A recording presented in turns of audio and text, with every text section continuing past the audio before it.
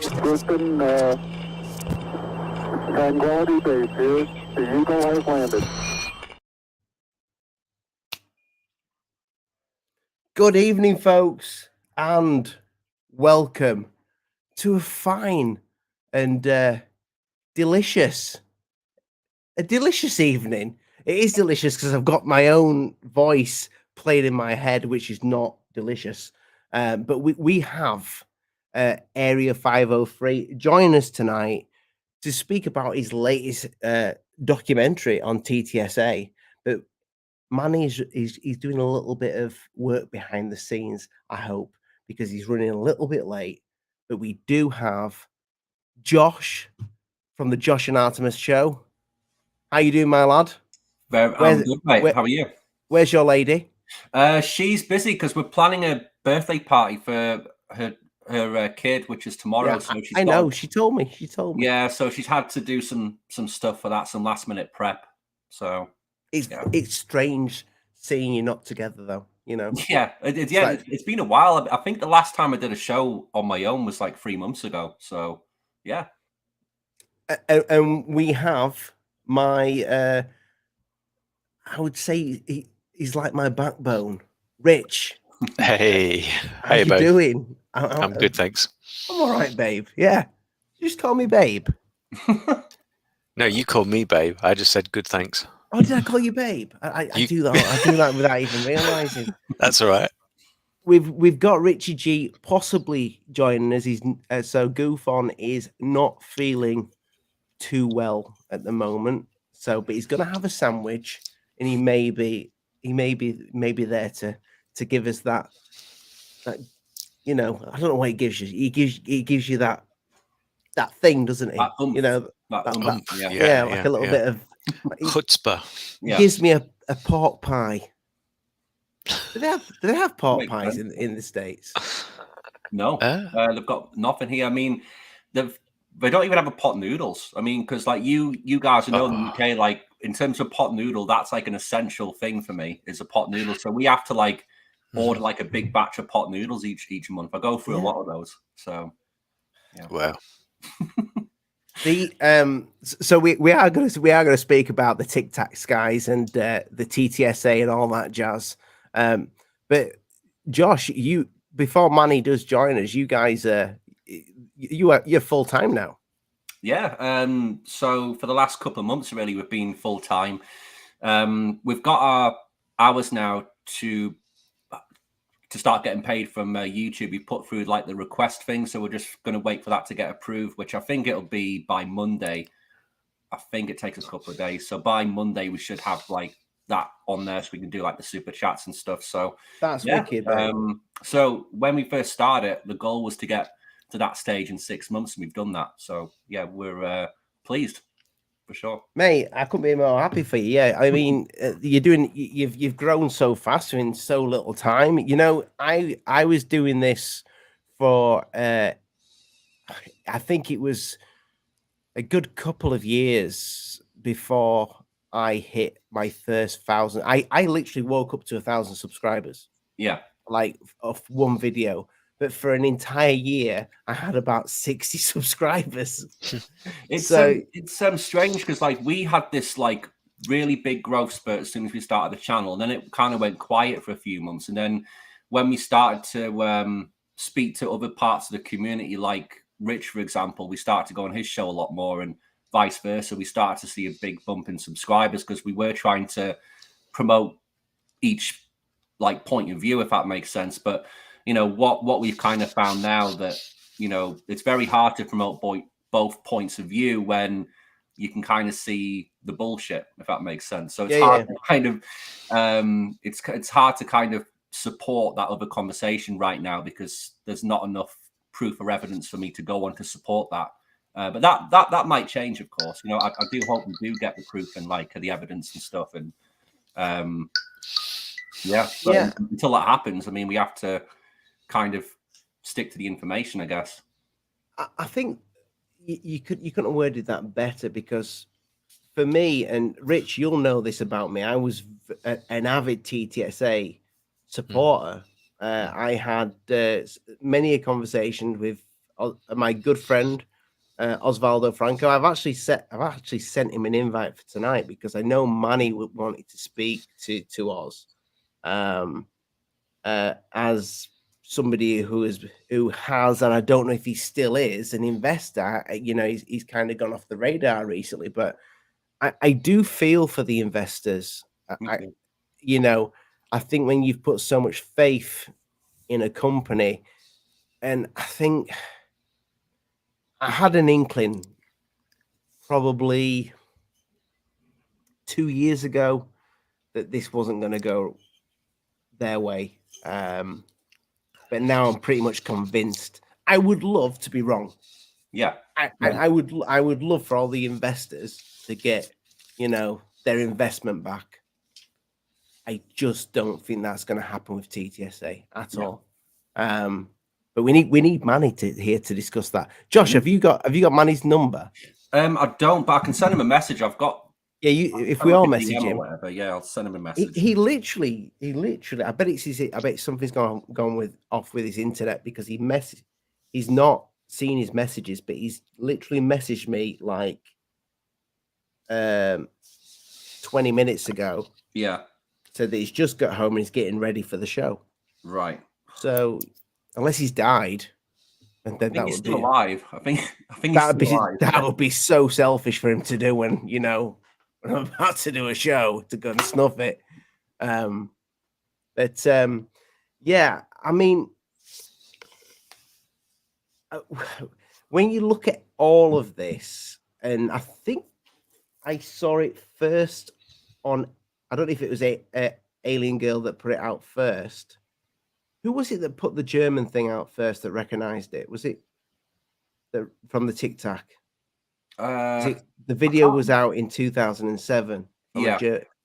And it was a German channel that released it. Was it not? Yeah, I can't remember the name of the company, but I think they're a visual effects company in Germany. I can't remember the name of the company though, but yeah, I think they're like a visual effects place in Germany, which is suspicious. I mean, why would they have a hold of this?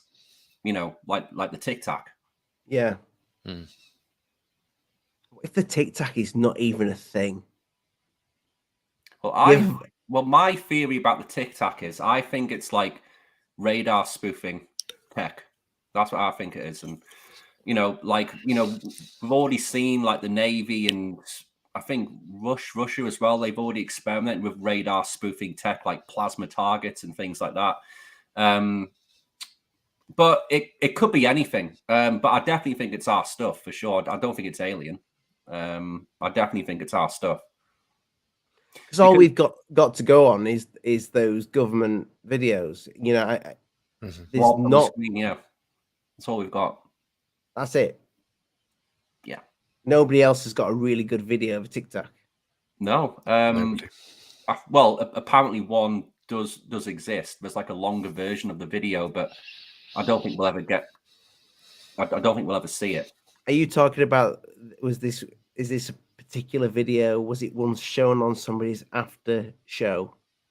No, this I think that was something different. The longer Tic Tac has been rumored for a while. Like, there's been a few people who've said it, but also some people who've said that it does, but it doesn't exist. I watched David Fravor's appearance on Joe Rogan again a couple of days ago, and on there he even says the clips what we've seen, the Tic Tac clip, the short one, that's the only clip what exists of the Tic Tac. So I don't know what to believe in terms of the footage. It's strange. Do you believe David? Again, it's a tough one. I posted something on Twitter the other day from that same Joe Rogan, how he used to fake UFO sightings as well. Have you seen that? Who David did? David Fravor. Fravor, yeah. So he used to fake UFO sightings. So him and his pals, like the pilots, they used to fly around with all the lights off on their planes, and then creep up on like people in like the woods and try and scare them and things like this. So I mean, it's crazy, but it just goes against. Like, that's pretty cool, to be fair. Oh, it's funny, yeah, of course, but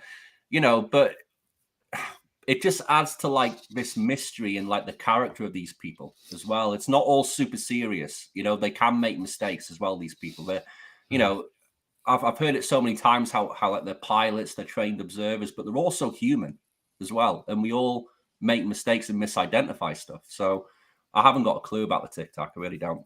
Do you? I want to say, Rich. Do you believe David?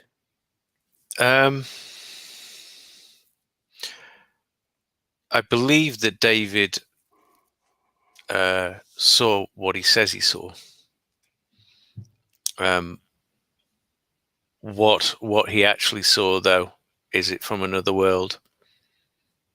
How do we know? We just don't, you know. And that's the problem. You know, there's a lot, as you say, Josh. There's a possibility of spoofing, but he saw it with his eyes. So you've got to look elsewhere. And as I say, I've heard about laser-induced plasmas that can you know, you point a laser or two lasers, they converge on an area, and they ignite the air, and basically it looks like a fireball or something like that. You can move it around, you know. So you spoke about that last time. That's just, it blows my mind. That now what we've seen at the moment is it happens on a very small scale. I was waving to Manny. He's in the chat. Yeah. What were you saying, Rich? It happens on a very small scale at the moment, but obviously the military could upscale it. Hey, Manny. Yeah.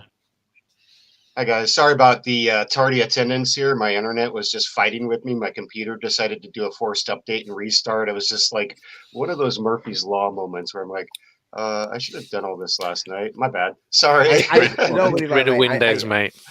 I knew it was that Manny. I'm gonna. I mean, I think a lot of this show gonna come to you because we've just watched your video. I waited for it to be live. I was gonna watch it. I think it was 2 nights ago, but then I saw the live notification. I thought I'm gonna try and watch it live, but I think it ended up being 1 a.m. my time. So I think I fell asleep. But I watched it this morning. And it's very, very well done, my friend. I've got a lot of questions. Oh, thank but you. Rich, this you think that is possibly what they're using? It's possible, I think. You know, when he talks about there's a disturbance in the water underneath it, you know, that could easily be a semi-submerged craft. They could point something out of the water and it projects it and it spins it around, goes off. That's what Jim Slate. You remember Jim Slate, the one of the pilots who saw the Tic Tac? Mm-hmm.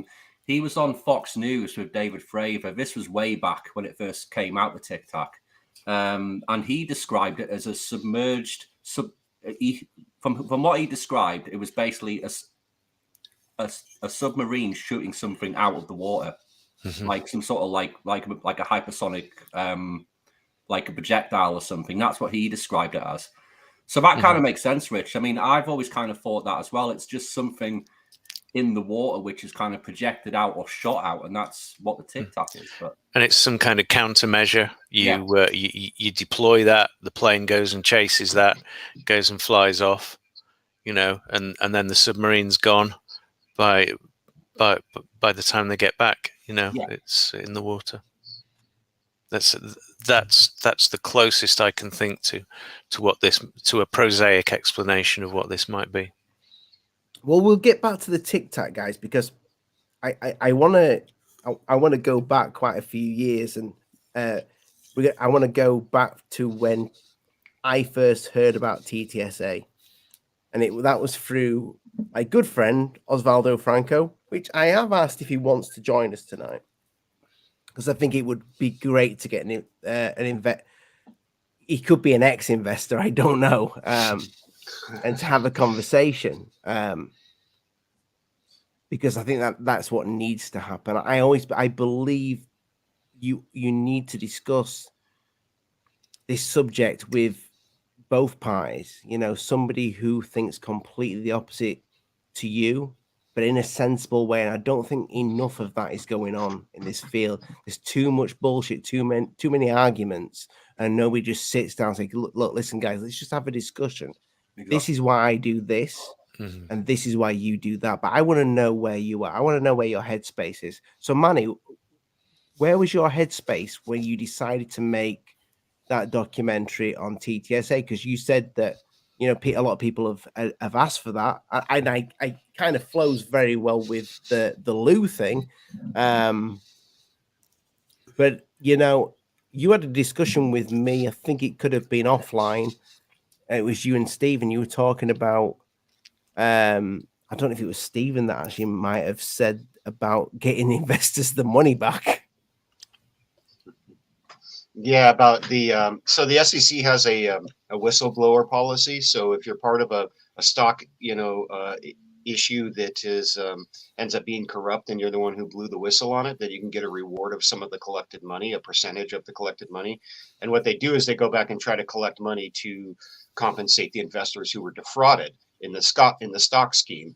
And so if somebody were, like, hypothetically speaking, let's just say Oswaldo, as a stockholder, were to file a complaint with the SEC, and they were to use his information to investigate, prosecute, whatever, he could get a cut of that money, and he might get some of his money back, or even more money than he put in, because of the way it works out. The reward structure is a percentage of the money recovered. So, you know, there's that element of it, but that's just, I mean, to me, that's kind of putting the cart before the horse, because really it needs a professional auditor to look at that stuff, a professional investigator who knows the SEC laws, who knows what's going on, to look at it all and say, yes, this is legal, or no, it isn't, and then to refer it to the right agency for prosecution if it's not. But I think in my video, I think I've demonstrated that for someone who's an amateur, such as myself, you know, to go and find all this information, if there's enough evidence of the smoke of a fire in the public records from an amateur investigation, it shouldn't be too hard to think that a professional is going to find the ironclad evidence that they can use to, you know, to prosecute and to make a case. So, I mean, but, you know, as we learned with Theranos, you know, like, it's all good business until you fail, and then it's a crime, you know. So, you know, TTSA, have they failed? Yes, up to this point, but maybe they got a game plan for success in 2 years. I mean, who knows? You know, how long do you have to wait to say the ends justify the means? Because they're running at a debt the whole time, and they're continuing to offer stock to the public and saying, hey, we've got these cool things coming up, but they have even less to offer now than they did on their initial stock offerings, which only netted them about $1 million. So what's going on over there? You know, we really need a deeper look, but we need more eyes on it. And like I said in the documentary, I want more investigators to look at this and more researchers to get into it, take the work that I did and run with it, you know? So I believe that sometimes, you know, certain companies, they will dangle a carrot, and people will, you know, they'll drag that carrot straight down to the floor. And that's what has happened with a lot of the UFO guys. This was the carrot, you know, and, you know, people latched on straight onto that. But with the whole media thing, would it not be possible, you know, with the book signing, with the movies that are coming into production, if this becomes like a company that has its own platform like Netflix, and it has loads of sci-fi stuff, that is like, well, that's my dream for one, because I love sci-fi. But could the investors not get their money back that way? Oh, sure. Intellectual property such as books, media, and music entertainment, the sky's the limit. You know, these things have arbitrary values depending on how they're assessed and by whom. You know, nobody can really tell you what a film is worth and it's not worth anything until it's sold from one property to another, until you license it and leverage it to make money off of it and things like that. So intellectual property can be very, very lucrative. However, intellectual property is in the eye of the beholder. You know, I can make a movie and say that it's worth $5 billion trillion, but it's not worth that unless somebody pays it. You know, if somebody pays that. You know, I can say that Who's Lou is a $5 billion movie. If you want to buy it from me, I want $5 billion. I'll sell you the intellectual property rights on it for $5 billion. Doesn't mean I have a $5 billion in equity, you know? So they're real tangible assets. They're media assets. The last number I looked at was only about $300,000. that they have in IP assets. And part of the reason is because they're shedding those off to Tom DeLonge to offset the debt that they owe him for his royalties. He got a company called Love Movie Inc. LLC, which was one of the holding houses, I think, for one of the films that they did.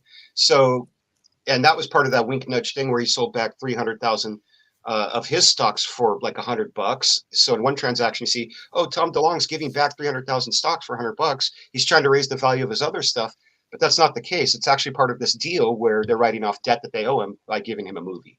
So and other stuff. So yeah.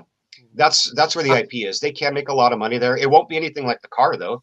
I mean, the flying car promised to disrupt trillion-dollar industries all over the world, like commercial intercontinental airline travel, or the automotive industry, or the trucking industry, or any industry that uses transportation, which is like all of them, of some form. So. Yeah, to answer your question, Ollie, in a long way, yeah, they can make money off of those movies and their IP. And that's what they're hedging on. That's why they've made the moves that they made, where they brought in Chris Miser and what's his name, Stan Spry. These are movie industry people.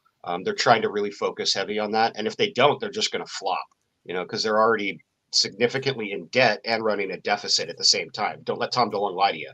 They're $5 million in debt, and they have another, $51 million in deficit of stocks that they've given to the board members and each other and things like that. So, yeah.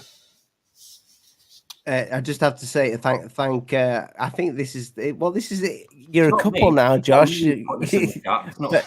but I will say she is right. You're an extremely handsome man. I would say you're probably the second most handsome man in ufology. The other one's got a ginger beard. Don't know who he is, but yeah.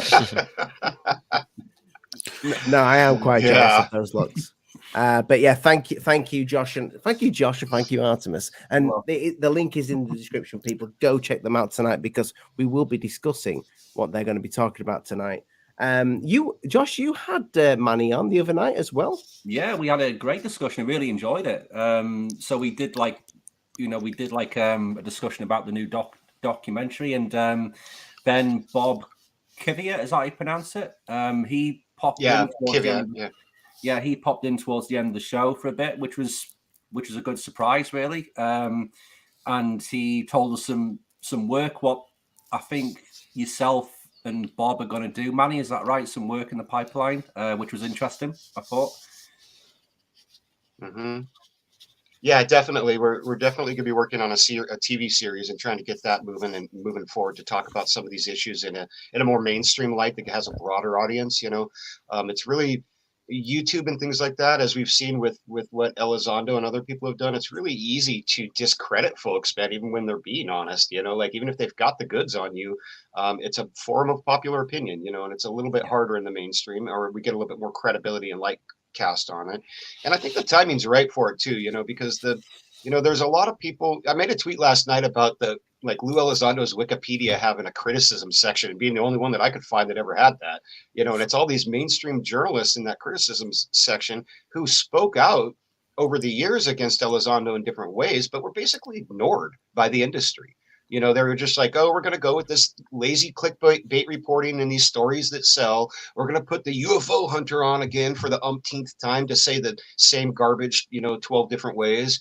And that's just really what it's going to touch into, is the mainstream media's role in this, because Elizondo and TTSA could not have done what they did if the Washington Post, if the New York Times, if 60 Minutes, and yes, starting all the way with George Knapp, if the mainstream media had not have given them a pass with their bullshit story, they took it hook, line, and sinker. They took that letter from Harry Reid that said that Lou Elizondo invented Swiss cheese and sliced bread and is the greatest thing to come along since, oxygen, and they ran with it. And they're like, oh, it's truth. Well, now we're finding out that letter isn't worth the paper it's written on. It's pretty much it was a statement from a guy who's no longer with us to back it up or to face the repercussions for it being wrong, And so as far as I'm concerned, that particular letter, as far as authenticating Elizondo's role, just doesn't mean anything. And it never really has,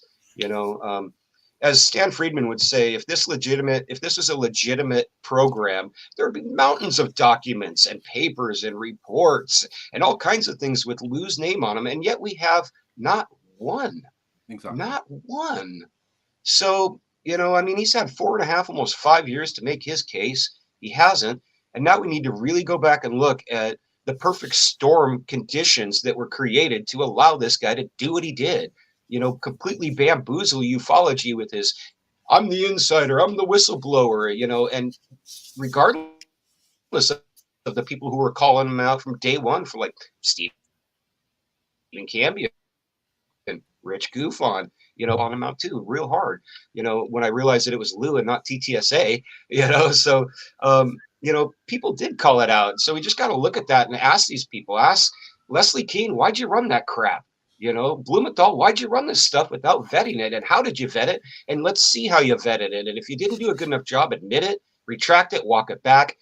4.5 years later is better than never, but I just don't think we're going to see that because of hubris. I don't think we're going to see these people admit their mistakes, unfortunately. I mean, Manny, I'll say this: I've been guilty of it. They've not vetting somebody before. I mean, with what I do, working through the day as well. Somebody will send me an amazing email, and I'll get them on. I used to do a lot of interviews, which was just a one-on-one that somebody had an experience. The majority of people actually believe they had an experience, but there'll be the odd one that I'll think, this person's bonkers. Never mentioned any names, but that's the case. I mean, I get what you're saying, though. Somebody's doing this as a profession, and that is their only thing that they do. To not vet somebody, do they owe it to their audience completely? Rich, if you got one, sorry, I was going to say, if you got one job and you fail to do it, then what are you supposed to say? That's their one job, is to vet the sources. So, and then to report the story. Yeah, go ahead, Rich. Sorry. Manny, you're, I don't know if it doesn't matter to me. I'm not fussy about that, but I know you might be fussy about it. When you came on, your audio's coming through your webcam mic. Oh, it is? It is. I think so. How's that? That's beautiful. That's beautiful. That's beautiful. Rich, have you got a question for Manny? Well, yeah. I mean, you broke it down very, very well about the to the stars. Obviously, the 51 million in stock that they've shared around the board pretty much excludes. So, if they ever did pay out a dividend, the amount of shares that they've actually sold to the general public will mean that they will get next to nothing. So it's really been ring fenced very well in terms of that. I've seen a lot of. Sorry, I'm getting a bounce back off somebody. My mic's on mute. Right. Okay. All right. Oh, that's better. Okay. So. Yeah, so this 51 million in stock, it means the general public are never going to get much back, even if the company starts making money, which it hasn't. They've got, was it 2.5 million in liquidity that's come in from the investors. They're not going to get anything back of that. They've got assets of about 300k that you talked about. They've also moved 400k of debt out of their family and into a holding company that has a dotted line in. So really, when you look at it, the only thing that they've got left is, as you said before, the intellectual property. Now, the Secret Machine books, they're not worth 51 million. Nor is the unidentified, but that wouldn't be theirs anyway. That would be the History Channel, and they would have had just a flat production fee for it. They would have been paid for it. Some of them might get repeat fees as people appearing on it, but that's about it. And then And then you've got the interesting one that they've moved slightly sideways into. They've tried to set up more investment, and they're saying as a public benefit company now they're trying to say that they've got this environment initiative. I don't know whether you saw that on the video recently that they did. So they're trying to greenwash the company as well. You know, they're trying to make it appear as a public benefit and to be more beneficial to the planet, but they're not saying how that's going to happen or what. And then you've got the car. As I said before, the car is the only thing, the flying car, that would ever make 51 million in stock for them. Everything else is a liability. Everything. This is very, very poor corporate governance on the verge of public theft. That's the bottom line on this. Mic drop. Yep, that's where we're going. It looks like a stock scheme, you know, pump and dump, promise the world, get a bunch of people to invest, you know, but the numbers are so poor. Like what they were promising, they should have been able to get, 60 million. And I tell you what, if I believe that they were honest, I could probably find them 60 million in finance to get a flying car built with a revolutionary power source, because that's $1 trillion investment, that's going to take over everything. So, it's kind of crazy, man. Like it seems like the whole world kind of knew. And just like when TTSA is maximizing their profits now off of their merchandise sales, so they're taking like the Angels and Airwaves products and then the books and stuff and the t-shirts and all that's on the website, and they're drilling that for the maximum profit. That's really where most of their revenue is coming from. They did the same thing with ufology in these stocks. Who do you think bought those stocks? Because it wasn't, the numbers were so small. It's not venture capitalists. These aren't people, these aren't hedge funds buying this. These are people like Osvaldo Franco. These are people in ufology that they grifted, that they set up, lied to, and ripped off. So, yeah, I agree with you in there. so the interesting person that we really need to speak to, if we ever do, is Mr. Justice. Steve Justice, because he was the one that came on right at the start, and he said the two statements, wasn't it? The first statement was, I want to build that. And then his second statement was, I want to inspire people to build that. And everybody thought, wow. He didn't say he was going to build it. He didn't say they had a plan to build it. He just said he wanted to build it. And we all filled in the gaps incorrectly. It's a fine line that they can do that with, lead you right up to the edge and then say, oh well, I didn't promise you a flying car, It's like, but yeah, that's the whole read between the lines stuff that he says. He's like, join us on this journey. He's not saying buy stock, join us on this journey, and it'll be huge. Well, exactly. Yeah, I mean, I never invested. I was tempted. I think I saw heard Stephen, because I wasn't actually watching. I was washing up at the time, listening to Stephen Cambion saying that he wished he'd invested. And you were talking now, it's gone up to $700. You've got to invest. Yeah, $750, I think it is. But I don't think that's the way that the stocks are handled. I don't think that's chosen by TTSA. I think the brokerage house that's selling the stock determines that, because you have to basically send your stock off to a third party to sell it and handle it all, and they take a cut of it. So the interesting thing then is, where's the governance around this? How were they able to convince this brokerage company that they had intellectual property worth more than 50 million? I don't think they ever have. In fact, in the SEC filings, there's valuation for the IP that values it at that number that I gave you, the 300,000. And so that's where the head scratcher comes from, because they don't have the intellectual property to pay that off. They don't have $56 million in intellectual property. I guarantee it. And if they do, I'd like to see the evidence of it. And they don't have it in liquidity. They don't have it in any stocks. They don't have it in any infrastructure they've got, or any buildings that they own. No, it's not there. Nothing's it's simply not on the basis of anything, is it? No. So I'd just like to quickly say thank you. I have the beholder. I appreciate you. Awesome. Love you. Nice. Sorry. Yeah. They're saying my mic is loud. Should I kick it down just a little bit? Oh, I can't tell. But No, it's good. I'm half deaf. Okay. Yeah, me too. I got tinnitus in both ears, man, and that's why my music mixes are off. All my music is loud. Everyone's like, "Manny, turn your music down." Mate, Sounds great to me. I DJ'd for a living for 10 years. So My yeah, ears are gone. So yeah, I've got to say though, Dead. Manny, I think you did a really, really good job with this video. I think you were incredibly methodical with how you laid it out, and it was much more clear in terms of the message that you were giving. It was great, you know, and I commented on that, and I know you replied, so I just wanted to say that on the thing.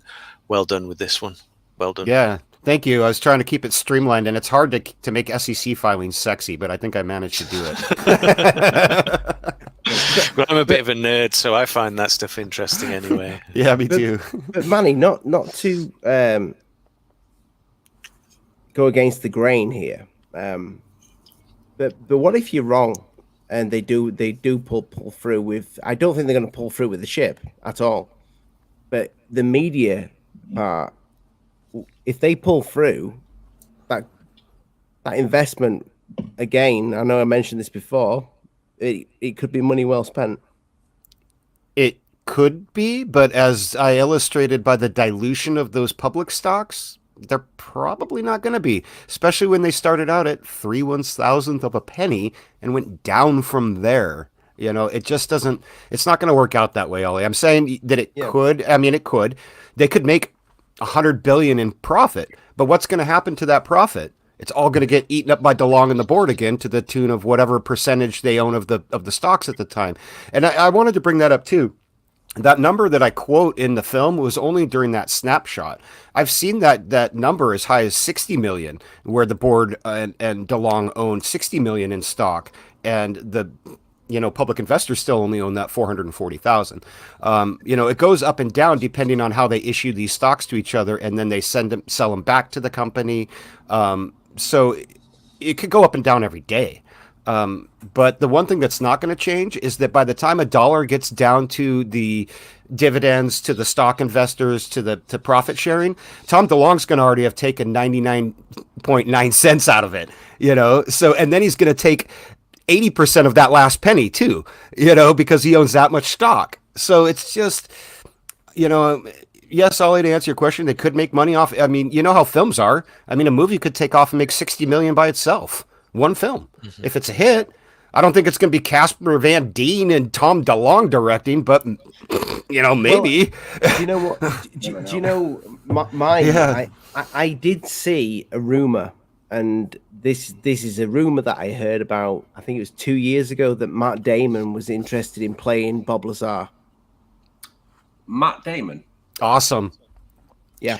I mean, in a TTSA film, because they do have a dozen or so other films in the works. I don't know if it was a TTSA. I don't know if it was a TTSA film, but if that happened, I could see that making a lot of money. Yeah. Oh yeah, especially if this was 2003 and not 2022, they'd be killing it, But I mean, who knows? I mean, it all depends. We'll just have to watch it. We'll have to watch it. See how Monsters in California does? That's their first one. If it takes off and it's a big smash, maybe, but they can't afford to keep losing money the way that they're going. And still, I mean, how long can they afford to lose $1.25 million a year? I mean, that's pretty much all coming out of DeLonge's pocket, because he's funding, past the stock, the stock buy-in and then their income. That's another $1 million. I mean, they're not only burning through all their income in the stocks, but they're burning. I mean, like they're at a deficit. So you can't just keep burning money and expect to have a profitable business at some point. You got to have a business plan. You got to have a product, or you got to have something to produce. We can't just hinge it on promises for 5 years. Yeah. Do you think in terms of the company itself, do you think it is, how long do you think it's going to be about for before you see it completely? What's your prediction on that, before you see it just completely evaporate and everybody goes their separate ways? So obviously, I don't think it's going anywhere anytime soon, because I think that it's gone dormant. I think what they've done is set part of the company dormant and split off when Elizondo, Mellon, and Justice and all those guys took off. because they realized that they weren't going to, their agenda that they had wasn't going to work. You know, there was an IMF treaty that Trump let us out of that may have declassified part of the technology that these guys were counting on being declassified to make this flying car. But whatever they were counting on happening post-election didn't happen. And so they had to switch gears, and that's why you got Mellon, you got all those people who jumped ship right at the end of 2020, and they all started doing their own things, but they're still friendly. Chris Mellon and Lou Elizondo won't say a bad word about Tom DeLonge or TTSA. In fact, if you ask either one of them any question about TTSA, they'll say, you need to talk to TTSA about that. And it's because they're still working together unofficially. They're still part of the same group, furthering the same agenda, the same thing that they've been doing since day one, at least in my opinion. When you say flying car, I was under the impression that it was going to be a craft. Yeah. Are we talking about this? Yeah. Yeah. The craft that can traverse space and water by engineering the metrics of space-time. Oh, so when you say flying car, you're just taking this. I'm trying to add a little woo to it. I mean, everybody else in the field does it. You know, might as well add a little woo to it, right? But that's kind of that's my complaint, man. Where's all the woo coming from? You know, and why? You know how they were going to do that flying car. You know, Steve had everything in that that little that box. You know, you know, for the Adam Project. What happened to that? Yeah, don't know. They don't talk about Adam very much.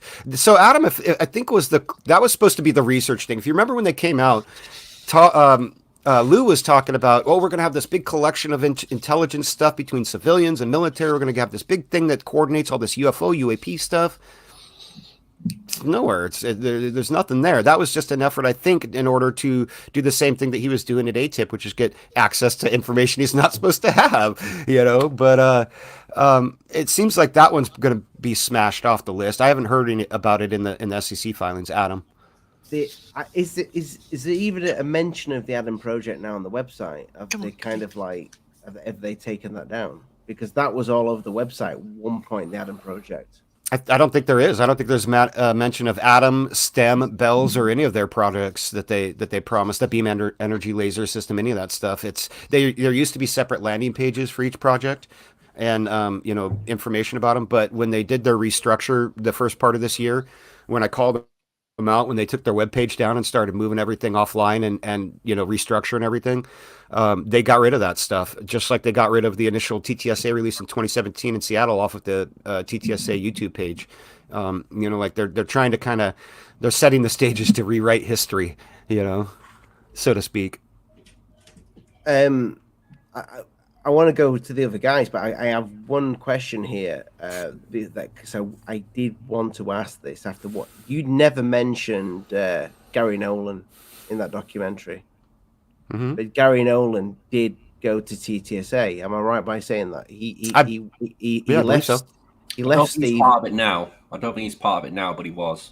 Yeah. How long was he there for? He briefly went, and I know Stephen did a live stream, and I've mentioned it so many times. People are sick of hearing about the little tiny alien, but it was TTSA that put it out and said this is nothing more than just a fetus that has very strange genetic problems. And thank you, Wild Ascension, for the $1.99. I appreciate that, my friend.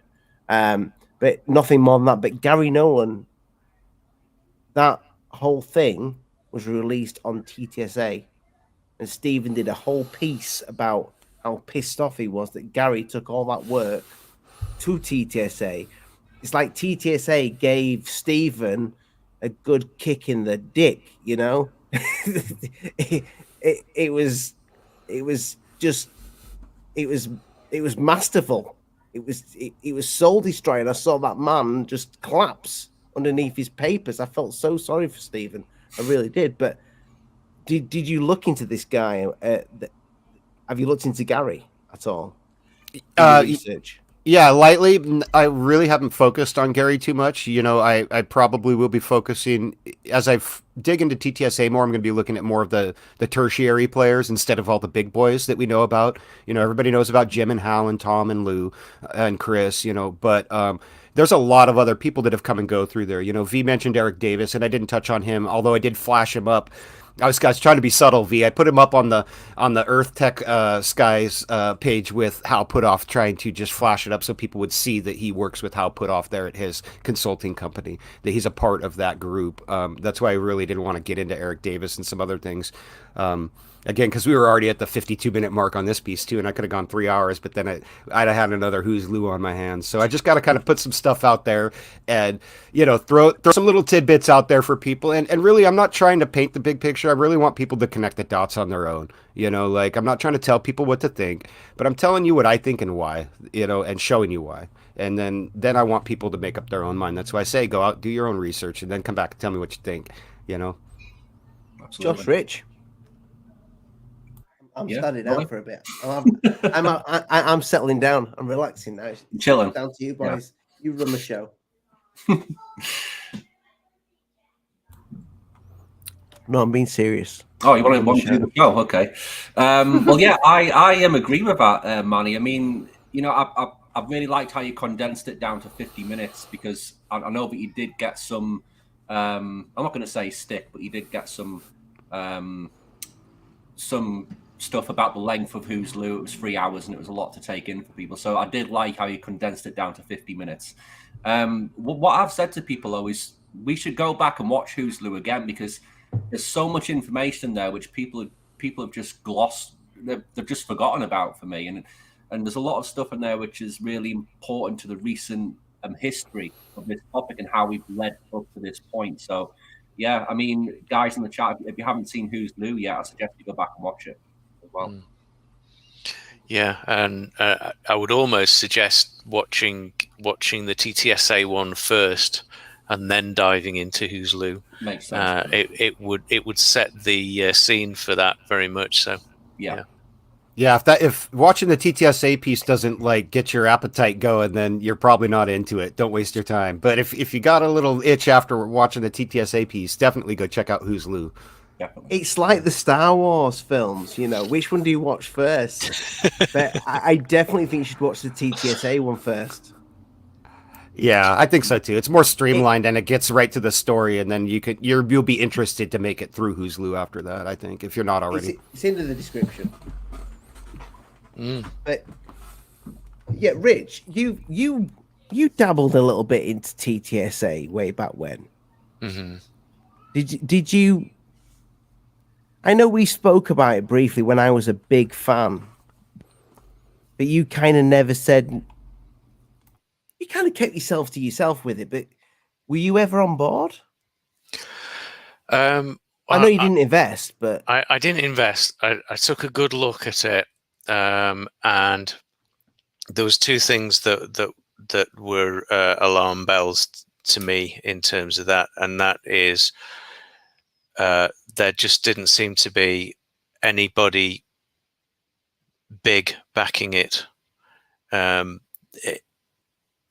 I couldn't find anything that looked respectable in terms of the tertiary businesses that would be involved in something like this, and also it's just in a foreign country, that's all. And I thought to myself, it would be very, very hard for me to get my money back, if it goes abroad. It's as simple as that. So if we were investing in the UK, I would probably be a lot more happy to do so, because the financial system that we sit in is regulated a certain way, and Manny's more familiar with the American system because he's in, and that's a learning curve for me. So yeah, I know the checks and balances that are in place in the UK, and that's the difference, and that would have swayed it for me if they had the right setup. So who's the guy from E17? Brian? Is it Brian Harvey? Brian Harvey. I'm just trying to think of a UK band. So if Brian Harvey, because he's a bit out there, and set up a TTSA, you'd have been on board. For sure. So what you're saying? I might have put a couple of hundred in, but As long as that's you can about keep your it. eye on it, it's okay. Yeah, just a speculative thing, you know. I think I Origami made a point. They said that foreign investors were not allowed under this stock offering, and I think that's the case. I think actually in the filings I looked, and there was only 48 U.S. states actually that could have, because of the laws about stocks, could have buy them. So they might not have even let foreign investors. It doesn't mean you couldn't find a way to do it, through a proxy or something. But yeah, I don't. Yeah, they said that they tried to buy some, and they lived in Canada, and TTSA said they couldn't, or the brokerage house said they couldn't. Not TTSA. I'm sorry. So for me, what would be proper in this is to have wording in this to say that it is regulated, and it by whatever governing bodies that you have in the US and stuff like that. I just didn't see that on any of their literature. That there were regulators involved, and they were going to deliver to certain standards, corporate standards. It seems to be caveat emptor, buyer beware. Yeah. And they have been independently audited by an SEC independent auditor. And all that means is that they're following the same general accounting practices, because the auditor, I don't believe, has no access to any other information than we have. They're just looking at things to make sure that they put, the right number from column A into the right places on 3 different spots. It's kind of like an IRS audit or something, to make sure that you followed the right forms. And they have been past that, which makes sense. That just means that they did everything on the paperwork right. It doesn't mean that their books are legitimate or that the numbers are valid. It just means that the processes that they followed for reporting. And I think that's, to kind of speak to what you're talking about, Rich, that's the regulation that we have. That's what they do. They worked with the same auditor during the process of trying to get these stocks filed. There was 8 or 10 correspondences back and forth where they had misfiled something, they had done something wrong in the audit, and the SEC was like, nope. You got to fix this. You got to fix that. You got to fix this. And, and then they finally got it done, but it really just didn't seem very encouraging, because here I am looking at this and I'm like, gosh, I've never done something like this, but I probably could have done a better job about filling these things out, especially after the last few months of research. I know how to do it now, but yeah, they had some real problems getting their thing. In fact, they had to beg the SEC to get it once they had the footage. And we find out that after they already had the footage from Mellon, they were just begging the SEC, like, hey, come on, get these, go. Like, we want to get this stuff out there. Or even before that, I'm sorry, it wasn't after, it was before that. But they knew that footage was going to be coming soon, that Elizondo was going to get it handed to him on the 5th, and that Mellon was going to get it shortly after that, and DeLonge was going to get it shortly after that, So they were really in on that. And to me, that's the linchpin. That's the stock scheme, like they really, it's the flying car, man. It's a spaceship. The movies are great, but let's just face it, the entertainment industry is flooded with people trying to get your dollar now. Like Netflix, Amazon, Hulu, Disney Plus, cable companies, film companies, they all want it. So I just don't know, man. I don't think that's going to be their big blockbuster, man. If they could have done the car, boy, I'd be kicking myself in the ass for not buying stock, but they didn't. They didn't. No, they didn't. They just said they wanted to, and they said they wanted to inspire. That's not the same as they are going to build. And that skating around the edge was really good. Now, what's interesting is if they'd have been clear about this, they said they're setting up this company, they're going to publicize it, and they want donations, not investments, donations. That would have been the right way to go about it. But would people have put the money in? I don't know. Maybe quite a few people might have done. I think, Rich, honestly, I think they would have got more money. Yeah. I think they would have got more money than their failed stock offerings. And I call them failed because they are. Like they should have, if they were honest, people would have donated. And if they were like, but they set up this public benefit corporation, they didn't set up a nonprofit organization. An NPO would have been completely different. They couldn't have milked an NPO like they're doing to TTSA and fed everything to Tom DeLonge, or it would be illegal. They'd go to jail. I guess we'll see what happens here. Like I said, in the film, a public benefit corporation's only been around for about 10 or 12 years, so it's not exactly historical precedent, and it's not exactly a pillar of American capitalism. It's just kind of a new thing. So, but it reminds me of a like a soccer team in the UK, and that is you would never invest buy shares in a soccer team because the money goes to the players. So Football, 98% of there's Americans here, yeah. So I know what you meant. so football in our country, the money just goes straight to the players. There's very little else that goes elsewhere, maybe to the board. So you would never invest in a football company from outside. Mm-hmm. You're just going to burn your money. Exactly the same thing. You got to have a love for it, and like you say, you got to classify it as a donation. You know. And I think that's probably what people should have done with TTSA. They probably would have got more money if they said, look, we're trying to get people to donate $60 million to build this car, this flying car that's going to change the world. Everyone would be like, why? You know, like if you have that technology, any venture capitalist in the world would knock themselves out to give you money to buy in. Any of them. If it was legit. You know, there's a reason that they didn't, and that TTSA offered these stocks and went to ufology and went to UFO Twitter and went to people in this field. There's a reason that they stayed away from the big investment companies, because they would have looked at this stuff and been like, right? Yeah. Well, can you imagine Goldman Sachs coming in and because they. If they'd have seen, they'd have bought it all out, and we wouldn't have heard it until it gone to market. You know what I mean? They would have swooped in there and bought everything. Or Google or Alphabet because or the Ford. profit shoot. Yeah, absolutely. Yeah. Especially with that type of technology, the way that Justice was selling it, he's like, you know, he compared it to the smartphone. You know, he's like, we're going to change the world. We're setting the stage for the future. These were all buzzwords. And I think actually it was Tom DeLonge, or it might have been Steve Justice, who said production systems. So they were actually talking about producing this thing. You know, they're talking about production systems. They're going to actually make it. You know, they were counting on some more technology getting into their hands that didn't make it, maybe. I don't know. Or is a production system a system that produces television shows? Right, the perpetual funding machine, as Tom DeLonge said it. Is that the system? You know, like it seems like that's what it is. But I feel like this is more of their plan B. I think they really wanted to do what they said that they were going to do, and maybe expected. I mean, we're talking Nimitz here. Let's just assume for a second that the Nimitz UFO, the Tic Tac, that was a test of top secret tech of some kind of.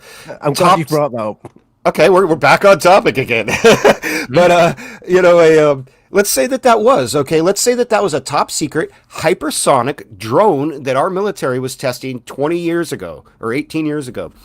Okay, if that technology if they were going to start declassifying that stuff so that they could use it publicly, and these guys knew that some of that bits of that technology were going to be declassified, they might have been just trying to get ahead of the game so they could be a public commercial front end of that and then license that technology from the government by the way of, I don't know, a patent by the guy of a name of Salvador Pi or something like that, you know, that the Navy holds a patent or Pi holds it in the Navy's name or whatever. But maybe they thought that more technology was going to be released that they could then license to put this thing together. So it's either, is it really a scam? Yes, because they said that they were going to do something and they didn't. Did they have the best of intentions? And had things gone a different way, could they have done it? Maybe. I tend to think that's within the realm of possibility, that maybe they knew that some of this technology was going to be declassified under another treaty getting dropped or something else, and that they were just trying to be ahead of the game to capitalize on it. But that's even more scary because it's a whole bunch of CIA scientists over at TTSA, and all their advisors are ex-CIA scientists. And so what are we talking about? Is this a CIA kickback farm for retired workers, or is it a legit business that's just savvy and ahead of the curve, albeit because they got insider information, we don't know because they didn't produce it. When we talk about the Tic Tac, though, Manny, do you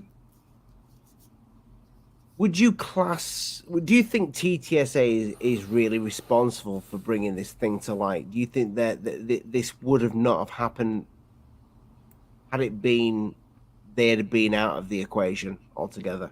Or do you think we'd have still had this Tic Tac? The Tic Tac's been on the internet.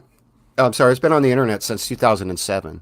We know that it was a German media company that put that out. Was it Josh? Did you say computer graphics company or? Yeah, I mean, I could be wrong on that, but I'm pretty sure the German company was a kind of like a visual effects place. Is that right?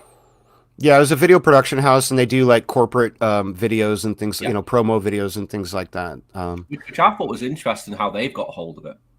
That screams like a red flag for me. I didn't know. I asked the guy how he got a hold of it, but he wouldn't tell me. He's just like, I know nothing about that. I can't talk. I won't talk about it. And then he wouldn't answer any further questions of mine. Yeah. I think the biggest question I have, and this goes for all three of you, do you think the Tic Tac is bullshit? I think it's real. I think it's real. I think it's our stuff, but I don't think it's bullshit in the sense that it's not real. But I think that it's bullshit in the sense that that Lou and TTSA and all that group are trying to push this as alien when it's not. I think that's bullshit for sure. Couldn't have said it better myself. So to bring up people that aren't on the thing, last time we were talking, Ollie, Lee was saying that he had a friend in SpaceX who said that it wasn't a friend. It was a guy that he met in the pub. Oh, yeah. Right, okay, all right. Bloke you met in the pub. Enough said. For one night. He just met him for one night. Wow. Okay. You didn't sleep with him. No way. But None of my business. He met him one night, and he's apparently Lee's gonna ask him to come on a show. Cool. Oh, brill. Yeah, I'd love to. So we'll see how legit this guy is. I said that to Lee. I said, he said, well, he showed me loads of videos. He showed me like pictures of stuff. He showed me his credentials in the pub, like his LinkedIn and what have you. So, I mean, he can anonymize himself, can't he? If he's worried about his job, Yeah, I mean, you meet a guy in the pub and he just says, I work for SpaceX, and he shows you all his stuff. He may do. He was American. Oh, okay. But it could be a bullshit. Or he could be just some British bloke pretending to be American. Or he could be somebody who works for the government. Pubs. Happens all the time in the pubs, as you guys will know, for sure. I pretended to be all kinds of things in the pub. Yeah, same. Yeah. I worked in the pubs for years, man, and I could tell you I've heard it all. I've seen it all. Yeah. But sorry, Rich, what were you getting at with that? Sorry, about what? I've been talking about the SpaceX guy. I was just going to say, if that is real, if they are seeing these things, or at least they're appearing on their radar. Yes, I remember now. Yeah. Are we now looking at something that is flying around, that they're picking up, and what that is, and whether that's the same thing that Fravor has seen, but they're saying that it's not visually there, it's just something that they're picking up that's flying around. It's an ECCM, an electronic countermeasure, is what they call those. Yeah, and we were talking about like the Chinese ones that can produce like an actual visible aircraft in the air that spoofs sensors and the naked eye. It's a hologram. Yeah, and it'd be foolish to assume that we don't have all that stuff, and we haven't been building that stuff for years. I'm pretty sure that's where our huge defense budget goes to, unfortunately, here in this country, is to build that type of stuff, and a lot of it's kickbacks and stuff, but they do produce some real viable, crazy technology, so I think we've got that stuff too, whether we're using it or open about it. We had a president before this one who was like, shock and awe, man, we'll open that door if they make us open it, was talking about just wanting to use some of these weapons when we were engaged with, China in the South Seas and stuff. So, maybe he knew what they have behind closed doors that we don't, that they were getting ready to drop and release.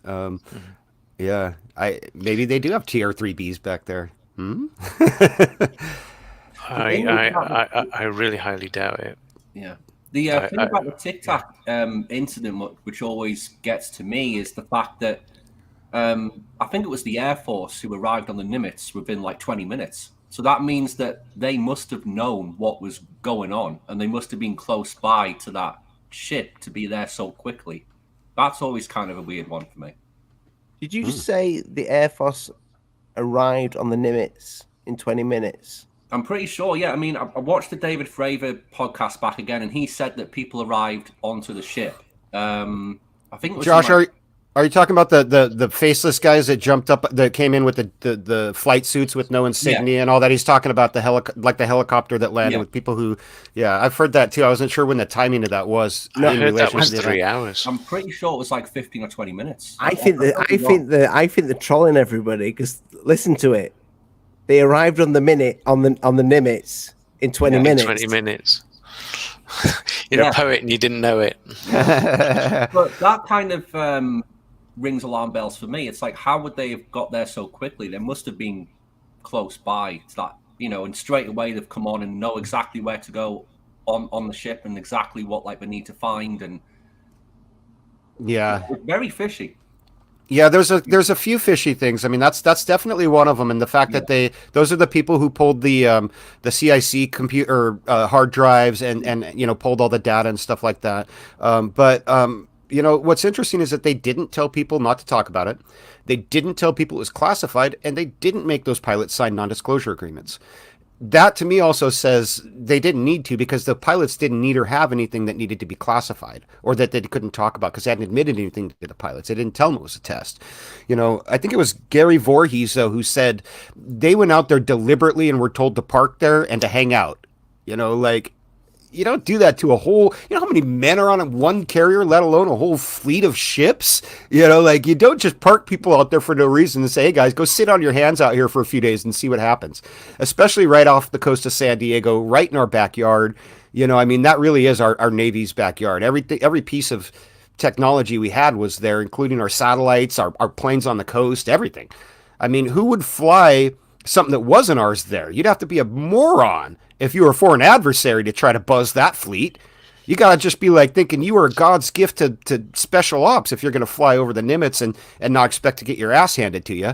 So, that again, all of these points, I think, further that it was something of ours, that at least the upper echelons of our people and the top secret ones knew, but they're not going to tell the radar operator on the ground. They're not going to read him into this program. The guy who's pushing a mop on the deck who had his cell phone out, they're not going to read him in on that. They're not going to tell him this is a Boeing project or a Skunk Works or a whatever. They're just going to be like, we're going to send you out here, do your job, and keep your mouth shut. So, what you showed at the beginning of that video and you showed at the end was a very young Tom DeLonge that was being interviewed, which I love those clips of Tom. I saw me when I first got into this subject. Then that's what I saw. Less of the attitude, but that's what I saw. But Stephen Greer, and I know a lot of people have beef with the guy, did say on many a show, and he said it when he was being interviewed by Security Intent Tyler, that Tom DeLonge was being used. This guy spoke about Tom and said he is being used. He stayed at my house. He was into the subject, and Tom is being used. Would you say, Manny, that Tom is nothing more than just a pawn in all of this? He's the one that's been pushed forward, and he's taking the strikes. I'd say Tom DeLonge's a useful idiot, and I think he's letting himself be deluded here. He should know better. Any rational thinking person should know better and say, I'm not getting involved with this. But as I outlined in the TTSA piece, there's a significant financial interest in it for him to do so. That is probably clouding his judgment a little bit, along with all the other factors like ego, wanting to believe, wanting to be an insider since day one, wanting to be one of those, I said it, one of the cool kids. I said it in the video. This is the life that he's wanted to live since day one, and now he's finally getting his chance. So at some point I got to say, is he gullible? Is he being taken advantage of? Yes, but he's crossed the line into complicity and active involvement when he starts taking money and passes the line of any rationally thinking human being that should say, no, this is not right. And the same goes for Lou Elizondo. He sat there too, and he should have outed this thing as a scam. Hal Puthoff, Jim Semivan, any one of them could have stepped up and been like, whoa, whatever we promised you ain't going to happen, guys. We're sorry. We got to walk it back. And none of them have. All that they've done is quietly swept the STEM project, the flying car, and all the other promises under the rug and embraced their entertainment ideal, which makes me think that's probably what they wanted to do in the first place. So let me get this straight. You think the guy, you believe the guy's passionate about UFOs. He's passionate about the subject, but you think he's got lost along the way, and he's definitely a business. He is a businessman, but you call him a buffoon at the same time. So the guy is stupid, and he's so. The way I see it from an outsider looking in is Tom is a very useful chess piece that's been put in place because they look at this piece and think it's a valuable piece. This is the queen. It can go this can go in any direction. And if we lose it, we've always got a pawn that can get to the other end that we can turn into another queen. And it seems like Tom he's been useful, but he's been taken, and that now it almost seems like Lou is taking that reign of the head of that, and that's where it's branched off because somewhere along the line, I could be wrong here, but a plan didn't work. Something was there was an original plan. Mm-hmm. This is their plan B. Yeah, their plan A was what they were going to do. Yeah, but this is plan B now. That plan got fucked up. I wonder whether that had something to do with Trump's election. Yeah, that's the point that I'm making, is that they were counting on the U.S. dropping another treaty like the IMF one that we dropped with Russia, which allowed the creation of the hypersonic weapons that we're seeing being produced now. The foolish part to think would be that we didn't already have those weapons developed, though. I'm sorry. We don't do anything until we're 3 steps ahead, whether it's legal or official.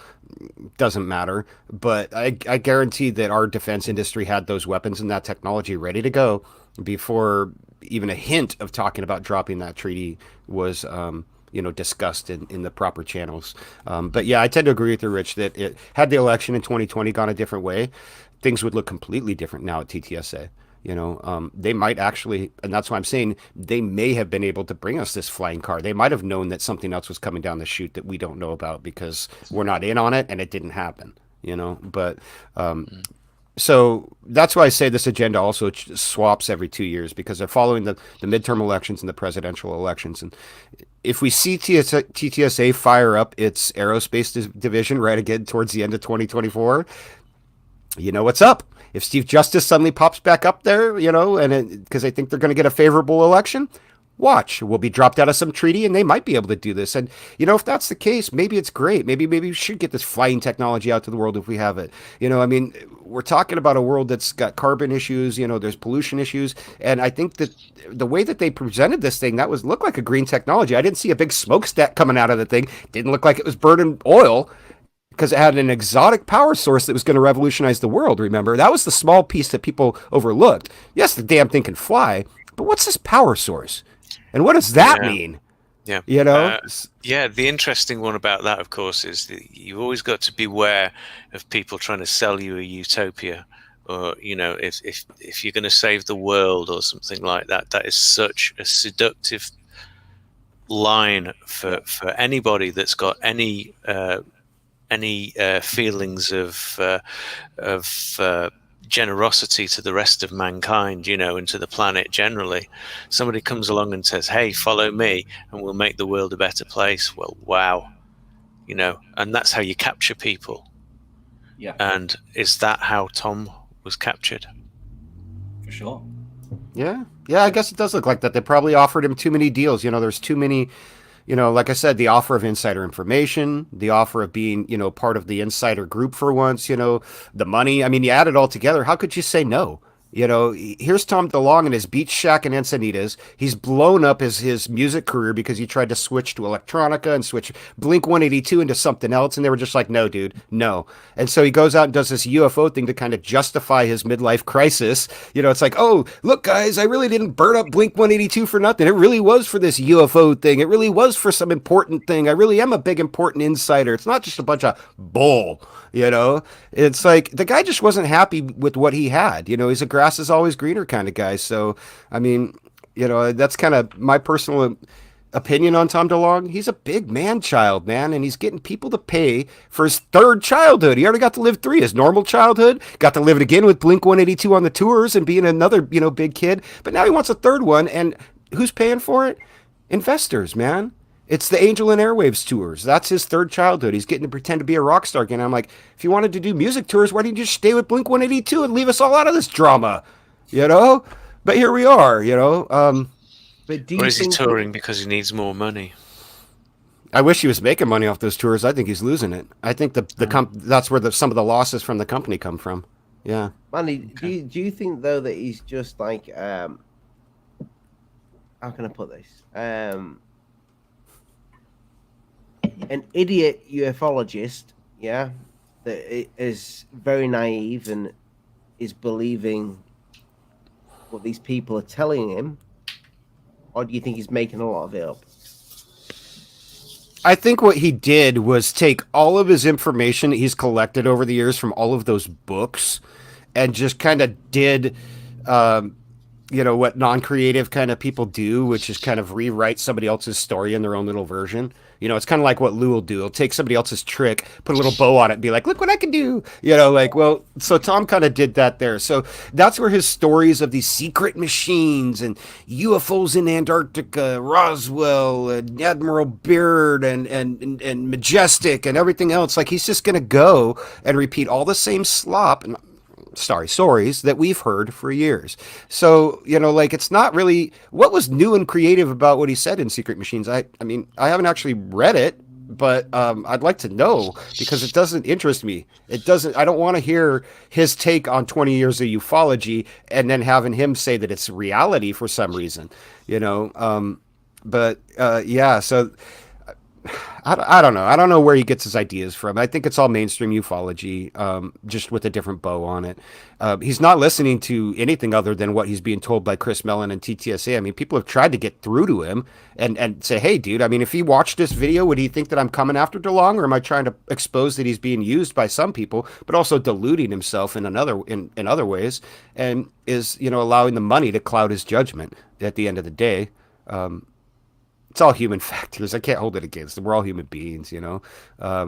And with all that weight behind it, could you? I mean, like, if somebody like Lou Elizondo were to come to you with some secret footage and be like, Ollie, you're the guy I chose to leak this. You're the one because I've been watching your show and you were on to everything. Well, right. He'd be spot on, you know? But, you know, how far? So how far do you go to vet him? How far would you go to debunk his stories? Or would you just do like DeLonge did and say, I'm not saying you, Ollie, I'm just talking about generally in people, you know, like any podcast or anybody in ufology, hell, even George Knapp. George Knapp didn't vet him. If Lou sent me a UFO, yeah, what I would do is I would do like a little video of me going, Lou sent me this. Mm-hmm. Have a look. Have a look. This is what I know. This is where it came from. You know, this is the province of it. This is the background. But, yeah, so, you know, I mean, like, it would have been easier. I mean, if it hadn't been DeLonge, it would have been somebody else. The timing was right. If Lou chucked a toilet roll up in the air and filmed it, but he sent me it, I would put it out there. I'd say Lou sent me this. Well, yeah, because you'd get, you know, 14,000 views just for putting his name in your title, you know, like, because he's been riding the algorithm for 4 years on YouTube. I guarantee a lot of people will be going, holy shit, that's amazing. That's the best. You know, that's the best toilet roll I've ever seen. Most amazing footage ever, you know. Do you guys call it toilet roll? Lou roll. Lou roll. Lou roll. No, but we're going to start now. We're going to start calling it the Lou roll now. Wow. So I did put a poll up, which said, "Will TTSA pull through with the original pitch?" We've got 94%. So we've got 48 votes with 94% so far, and 6% say yes. So we do have some TTSA Some people, guys in the chat, possibly investors. Well, they're further away from that original goal than they ever were today. So, you know, like they had a better chance from day one than they do today because they've shut their aerospace division down. Steve Justice doesn't work there anymore. Hal's been demoted, and the scientific division's been minimized, and all the money that they make is going into books and film. Coffee maker. Probably an advisor. He probably still gets his contract consulting fee as an advisor. So as a coffee maker. Yeah, I don't know. I mean, he is a founder, you know. Hal, Jim, and Tom are the three founders of the company. So they're not, the three of them are still going to be invested, you know, until it goes away. Hal Puthoff would be an interesting one to look into. He really would. He's got his fingers in a lot of pies as far as research on energy sources and stuff like that. And going back quite some time too, actually. Yeah, to the 80s, I think, is when he first started really coming out and doing a lot of that stuff. Maybe the 90s. I'll have to look into it. I was having a conversation with Hal, with Bob the other night, and he was telling me some stuff, and my jaw just dropped. I was like, really? We're going to have to look into that. We're going to have to check some of that stuff out. Those guys, though, in the techno scabs, man, it's something else. You know, I showed in the TTSA piece, I talked about that Illustro rapid response vehicle that they had come up with, which is a truck that has a few different LCD screens on, or LED screens, and then it moves into position, and these things snap together to make a 35-foot display that hangs 18 feet in the air, and you're like, the hell is this? A Transformer TV? Like, what is that? What does the Army need that for one? And why are they commissioning TTSA to build it? Why not LG or Samsung or, you know, a television company or a truck company or something, or an audiovisual company even, you know, like a company that does these sorts of things? Maybe, someone who sets up big screens for, touring concerts or something, you know, like someone who has this information. But that's what they got out of the CRADA. All that other stuff that they promised us. Remember how the Army was studying the UFO metamaterials with the TTSA? Yeah, that probably came to nothing. Gone. Adam project. Yeah. But those metamaterials that they were studying were arts parts that Tom DeLonge bought from Linda Moulin Howe and sold to the TTSA. It was a piece of a radiator. It's a piece of a radiator. Why were those UFOs? Because Linda Moulin Howe said they were, or Art Bell, or whoever sent them into Art Bell way back in the day said that they were. I mean, those pieces that's the Village Bike, man. Everybody's had a ride on those UFO pieces. Why is the Army calling it UFO stuff? And they were making us think that they had a whole hangar, like a crashed freaking UFO in a hangar. Remember that? And that they were going to reverse engineer this thing? Like, oh, you're muted, but we get the point. The box! It was in a safe. That guy, that just reminds me of the end of 7. What's in the box? What's in the box? Oh, come on! That is the original. That's the original. That is the actual safe. That's the actual one. I took that screenshot from the video from TTSA where they put it in the safe and then they close it. That's a screenshot from it. Ooh. That's got all the parts in. Wow. It's definitely not got a flying. Can you imagine hoarding a piece of an old radiator like it's a UFO trinket and locking it up in your little safe like it's some sort of valuable horse shit? If that was a real UFO piece, of government would have locked it down years ago. Give me a break. Give me a break. Before I had to help the cat in, you were talking about Hal Puthoff there. Now, that guy, I hear so much about the word pseudoscience with that guy, which I was kind of like hoping that this was the guy way back when. I think a lot of the TTSA guys, this goes for everybody here. They thought that it wasn't the Lou, it wasn't the Justice, it wasn't the Mellon, it was the Puthoff. You know, he was the man. He was the guy that had that background. But I heard you on with your TTSA, who's TTSA, and I heard you on Campion's show last night. basically this guy. You're saying this guy is just pure and utter pseudoscience. I'm saying he's pure bullshit. Is what I'm saying. It's all scam. Yeah, prove that any of that works. Any of it. You know, all of these studies, all of these papers, the Bass papers took 22 million. That is all a scam, man. And if any part of that is true, it's probably the smallest amount, maybe 5% of it's true.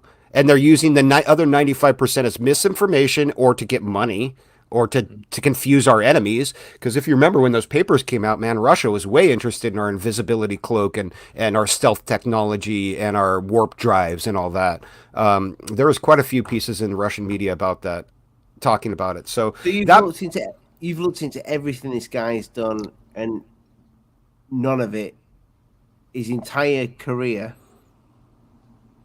Are you saying his entire career is just bullshit? No, I haven't looked into everything that Hal Puthoff has done. I am going to be putting a focus on Hal Puthoff, though, and doing that. So if that would be who's Hal Puthoff, who's Chris, who's Mellon? who's Hal, who's Chris? You know, let's just move down. Who's Jim? You know, let's just move down the line. Who's Eric Davis? Who's Eric?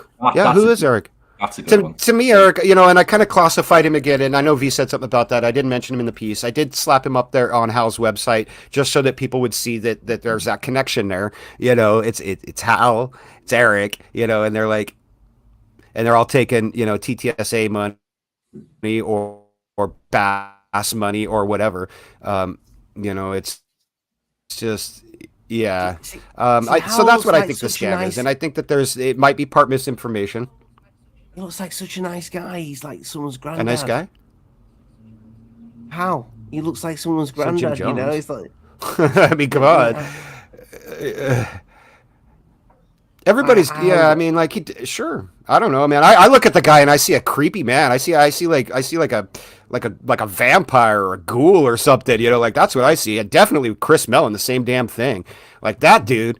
Like, it's like Mr. Smithers. He's like, yes, excellent. You know, like, or Mr. Burns. Sorry, I said Smithers, but you know, yeah. Yeah, you get it. Yeah, I don't know, man. I mean, well, I'll be digging into Hal, but you know, from what I could tell of his stories and his science, it's all junk. It's junk science, man. Have you seen that paper? I mean, and if it's not, where is it and why didn't they produce it? If it's all legit, what's the story? Why did they quit at the end of 2020? Why did they write it, you know... Here's the thing. If it's junk science, I'm one of these people that if somebody talks about somebody in a negative way, I need them to tell me why it's junk science. Okay. Because because this guy's talking about Puthoff. I'll give you something about Puthoff. Did you know that he used to be a Scientologist? Yes. And he was the one who created the meter which they used. Really? Thing, yeah. He was one of the first. He was one of the people who like designed it. Holy shit! That thing that's on Tom DeLonge's guitar. The E-meter, the thing they use to detect. I've forgotten what they call it now, but the. Oh, sorry, I thought you meant the body thetans. Like that? Thetans, yeah. Yeah. Puthoff, and it might have been Kit Green. I could be wrong, but it might have been Kit Green as well. They like designed it. And then they took the principles of Scientology when they left into Earth Tech, I believe it was. They created a new organization, Earth Tech. And Hal Puthoff has always been a big supporter of the methodology behind it, if that makes sense. And there's some interesting quotes from Hal saying that the methodology behind Scientology works, but we need to find a way to bring it out to a larger scale to make it fully work. So like the whole TTSA thing is always in like the back of my mind. Is that what they've kind of tried to use to get this into like a larger audience, like the science behind it, if that makes sense? Or I don't know. Josh, am I right by saying that Hal's quite high up? He up the ranks when he used Scientology? Yeah, he used to be. I can't remember when he left Scientology, but he was in it for at least 10 years, I think. Oh, so he's not in it anymore? Not in it now, I don't think. No, but he got to like one of the high up, like a position in like the religion. I thought it was quite hard to leave. It is, but he used to be in Scientology. I'll find some stuff and send it through to you. But it was in like the late 60s, I think he was when he started to get involved with it. And then he went to form Earth Tech. I believe it was the early 80s. I could be wrong. So he was in it for a while, a few years at least. I wonder if Tom Cruise is an investor. Could be, but that's always kind of what's played on my mind, because that religion, they've got so many connections within the media, especially. And you know, when they rolled like the TTSA stuff out at first, they had this huge media campaign with Fox News, with CNN, and that's always kind of played in my mind. How did they get that early support without any sort of? It just didn't make sense. They had this huge media campaign straight away to push this stuff out. It just doesn't make sense to me how that happened.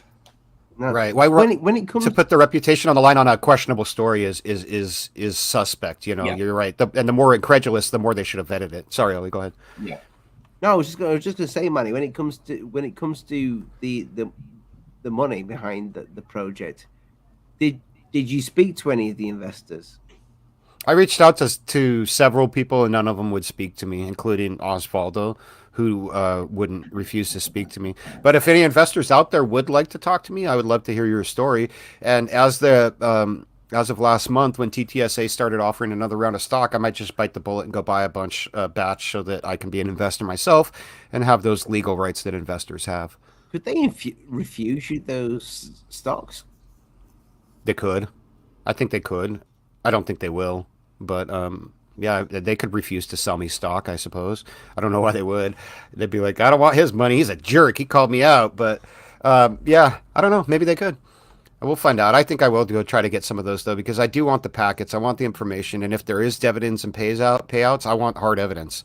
And you know, I just can't find anyone to give it to me. Nobody who has it will talk to me. Maybe we should all do it. You know, maybe we should all put, what is it, $700? Yeah, $750 US. All the UFO channels, you know, we all put $50 in each. We get and we have it as one person that controls it, but we're all part of it, you know. Consortium. I mean, if people want to chip in to buy some of that stuff so that we can have access to that information, I'm definitely into it. I'm not looking to buy it for any sort of investment purposes because I know better. But yeah. Why do you think none of the investors want to get some inside information about it? For sure, yeah. Yeah, you'll get financial paperwork every year from them. You'll get statements and things like that. Plus, they are obligated under law to answer certain questions that you ask them and things. You have some rights as an investor, is what I'm saying. It's not a pass to get into TTSA headquarters or anything, but you do get some information. Why do you think none of them? 7? Did you say you contacted 7 different investors that I contacted? Several. Yeah. Several. Several. Yeah, sorry, and made public requests on like Facebook and Twitter and stuff to just, hey, if you've invested and want to talk to me, here I am. But yeah, it didn't seem like anybody wanted to. Why do you think that is? Embarrassment? I don't know. I mean, we know why one of them won't talk, because they believe that they still believe in it, and that's cool, and they think I'm going to try to do a hit piece on it, which I'm not. I just want more information. But if investors don't want to talk, I mean, I can't begin to speculate why people make the choices that they do, especially if I don't even know them. Yeah, I just think it's either two things. It's either, like you say, it could be, if I'd put a lot of money behind something that I'd been fooled. Say, for example, I never did the whole Bitcoin thing. A lot of people said I should have done. Maybe I should have done, I don't know. But I never wanted to risk it. But with this, it's either one or the other. It's either a complete and utter scam, or for me, I can see the media side of it. That's what I can see. I think there may have been a very, very shiny, glossy carrot that was dangled. People buy into it, and I hope that carrot turns into a parsnip. Yeah. Into a whole field of carrots, into a flock, a cart, you know. Yeah, No, I hope they do too. I want them to be successful. I hope that they can be successful, be profitable, and turn this around. Because it's not the way it's going. It's not going that way. That's all. And the only saving grace, Ollie, is their films and movies that they have now, because they've gutted everything else. It's gone. But this is what I want to know, like from Osvaldo, which I have not spoken to him in a while. But you know, do they put when Steve Justice left? Do they ever put anything out about, you know? Oh, by the way, this is not going to get built now. Yeah. No, in fact, they were Justice actually left the same time as Elizondo and Chris Mellon did. Yeah, and a lot of people don't know that all three of them left at the same time. Everybody remembers when Lou left because George Knapp ran an article about it, and Lou made a big post on Twitter, and everybody was like, wow, Lou's leaving TTSA. TTSA did not announce that Steve Justice was leaving at the same time. Steve Justice didn't announce it. It was very quiet and hush-hush, and he just popped up over at Virgin Galactic. They did not announce that. Yeah. So. And the Lou. Yeah, and even Mellon, I don't think even when Lou first did it, I think it was a little while before people realized that Mellon had left too. It wasn't such a big story or well known. I mean, Lou came right out, and George Knapp did an article on it, and it was big news, and that's all that people were talking about. And maybe it was just quieter news that, you know, these other people had left, and nobody picked up on it. But I don't remember anybody saying that Chris Mellon left at the same time as Lou until months afterwards. You know, it was exactly 3 years. Exactly 3 years. October 2017. Yeah, 17 to 2020. Yeah, which seems to me almost like a 3-year contract was up. That's also, Rich, the end of 2020 was when their stock offering expired as well. Mm-hmm. So, like I said in the video, it seemed like they, you know, like did the tech and the aerospace and science, did all that just exist to trick investors into thinking they had this huge tech industry business that was going to take off, and then just roll it into the entertainment, you know, because that was the plan B. And again, even with 60 million, do we think they could have built a flying car? I mean, I don't think so. It's going to... No, not if you're starting from scratch, unless you're just going to license patents that are out there. You know, if I'm going to license part A from the government, part B from Ford, and part C from somebody else, and slap it all together and call it my product, you know, that's different. But they didn't do that. You know, they really are just focusing on the music and the movies and all that. And so you know, like all you keep saying that they could take off that. Sure, they could. That could be a bunch of money. You know, what will they do with it when they get it? Takes a few $100 million to design and build a chassis for a car. Right, let alone a propulsion system, an energy system, you know, a navigation system, computer systems, lighting, wiring, and then you got to get it all through regulations and blah, blah, blah. Yeah, there's a lot. Build it as well, so, you know. Yeah, and then you got to set up your production facilities, and then you got to have distribution networks, and yeah, it's a big industry and a big business, and a company that, you know, only has 7 employees and they're all board members and shareholders and all that. Like, it's just not, it's not going to get there, you know, I don't think. And I've said this before, even if they did get the money, how would they spend it? We kind of saw how they would spend it. They give it all to themselves in stocks. You know, there's $56 million in deficit. They were trying to get 60 million in stock. That's because every single stock they didn't sell, they gave away to themselves.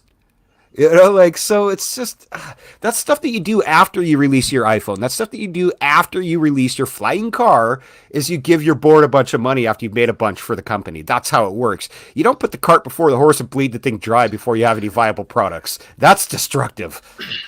Well, yeah, that's all paper money anyway, and it keeps any prospect of any real dividend going to your investors minimized. That's what that's about.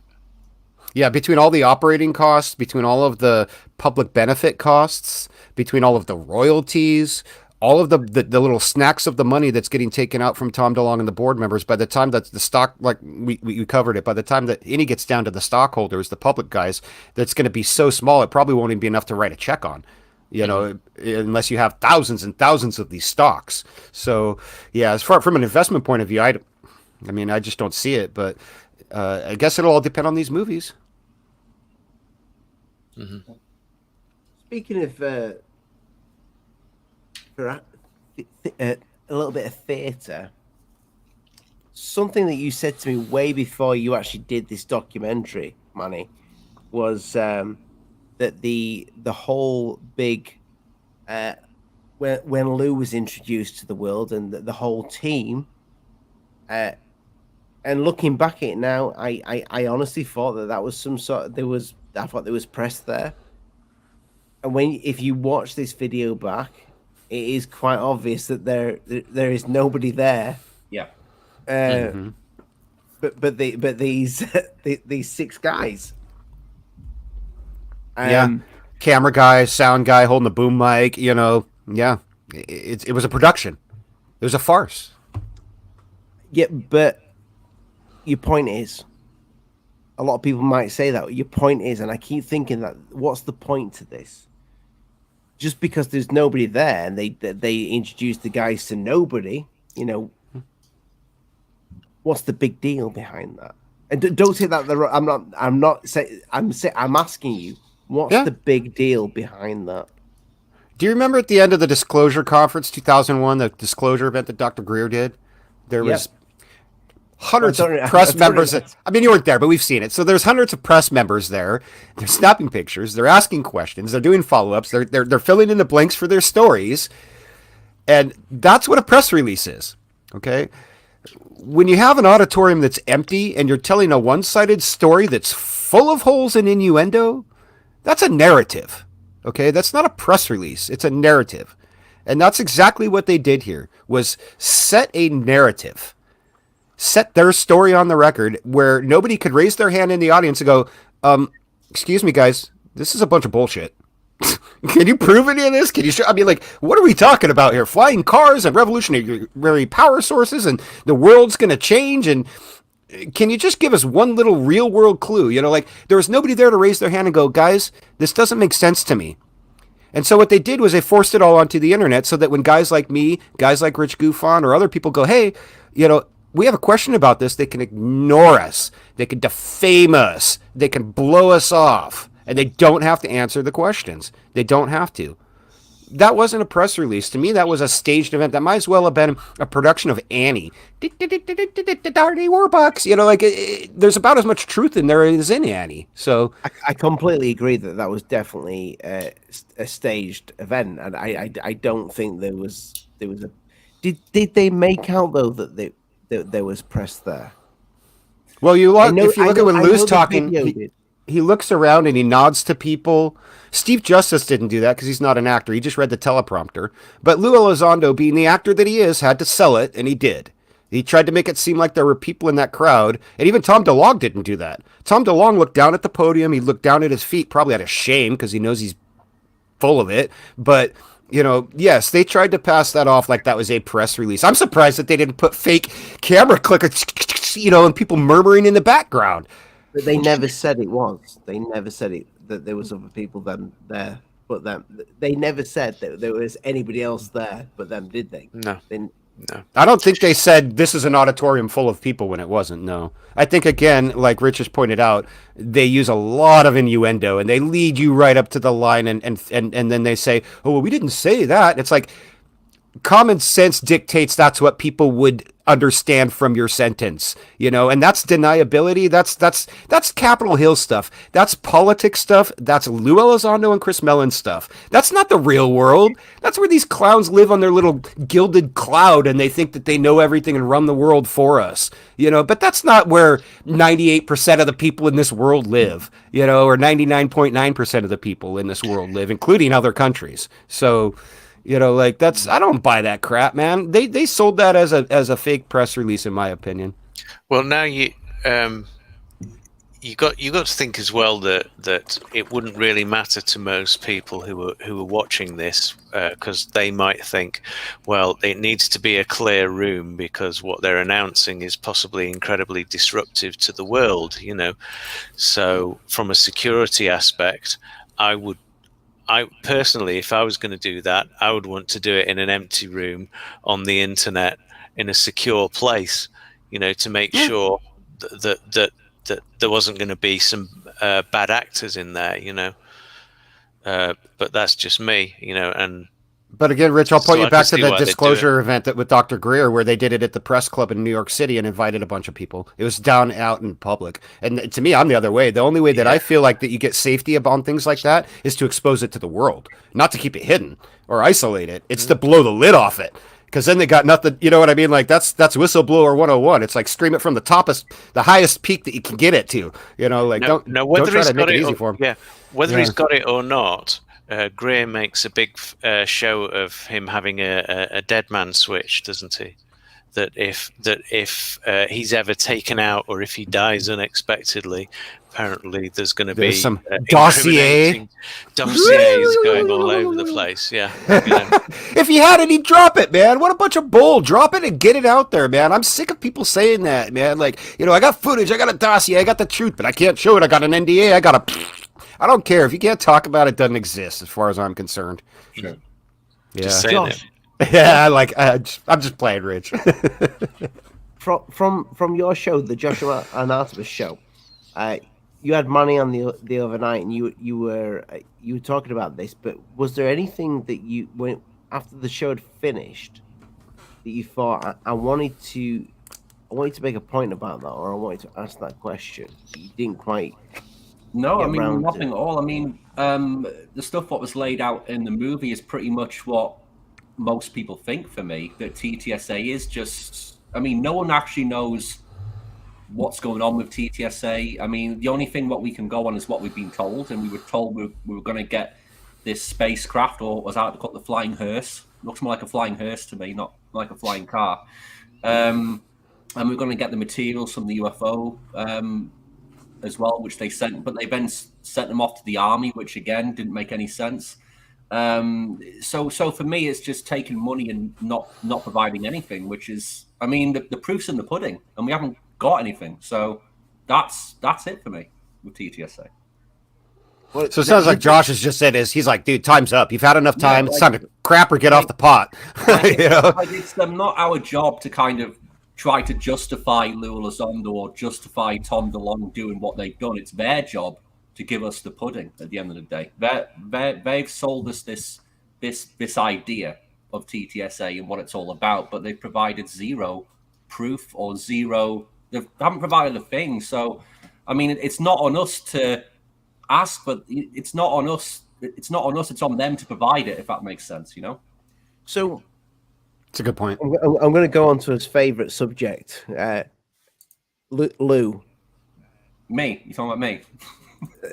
Our favorite subject. Who's Lou? Because who's that guy? Who is that guy? I don't Never know. heard of him. I really, really wish that Joe Rogan would interview it, because I predicted it years ago. It's still not happened yet. I don't think it'll happen. I don't know. No, I don't think it will either. I think in terms of Rogan, it seems like to me he's kind of woken up to what this all is now as well. He's kind of taken a backseat from UFOs. Like, he went on a bit of a rampage. He had loads of guests on. He had like James Fox, Valet, and Mellon, and all these people.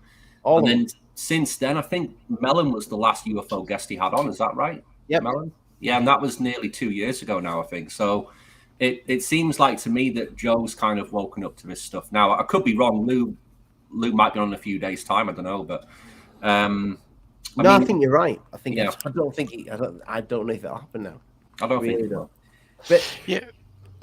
What turned you? If you think about this, Lou coming away from TTSA, do you actually think that was the plan all along? Or going back to what I said earlier, where do you think it went wrong? You said about it did go wrong. I don't think it did go wrong. I think this was the plan.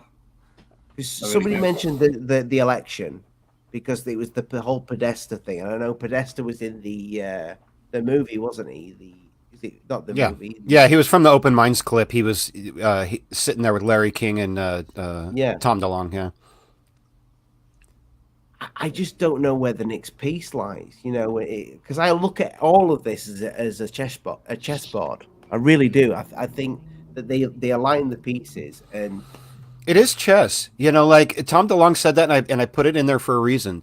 Chris Mellon is a strategist, and so is, let's face it, that's what military intelligence is too. That's what Lou did for years too. Is you're playing chess. It's mental chess. You know, you're trying to be 3 steps ahead of your opponent. You're running every gambit. You're running every possible move and trying to have a counter move ready for whatever your opponent does. And these guys have been trained and they're good at it. Chris Mellon's a great strategist. You know, I understand that, but there's other people in this world that are great strategists too. You don't have to be Chris Mellon or Chris Lou Elizondo to have intuition or to have a brain or to look at things critically. You know, they want to sell us that only they are qualified to talk on this subject, but they're not. They're not. You're just as qualified, Ollie. You're more than qualified, Josh, and so are you, Rich, to talk on this subject.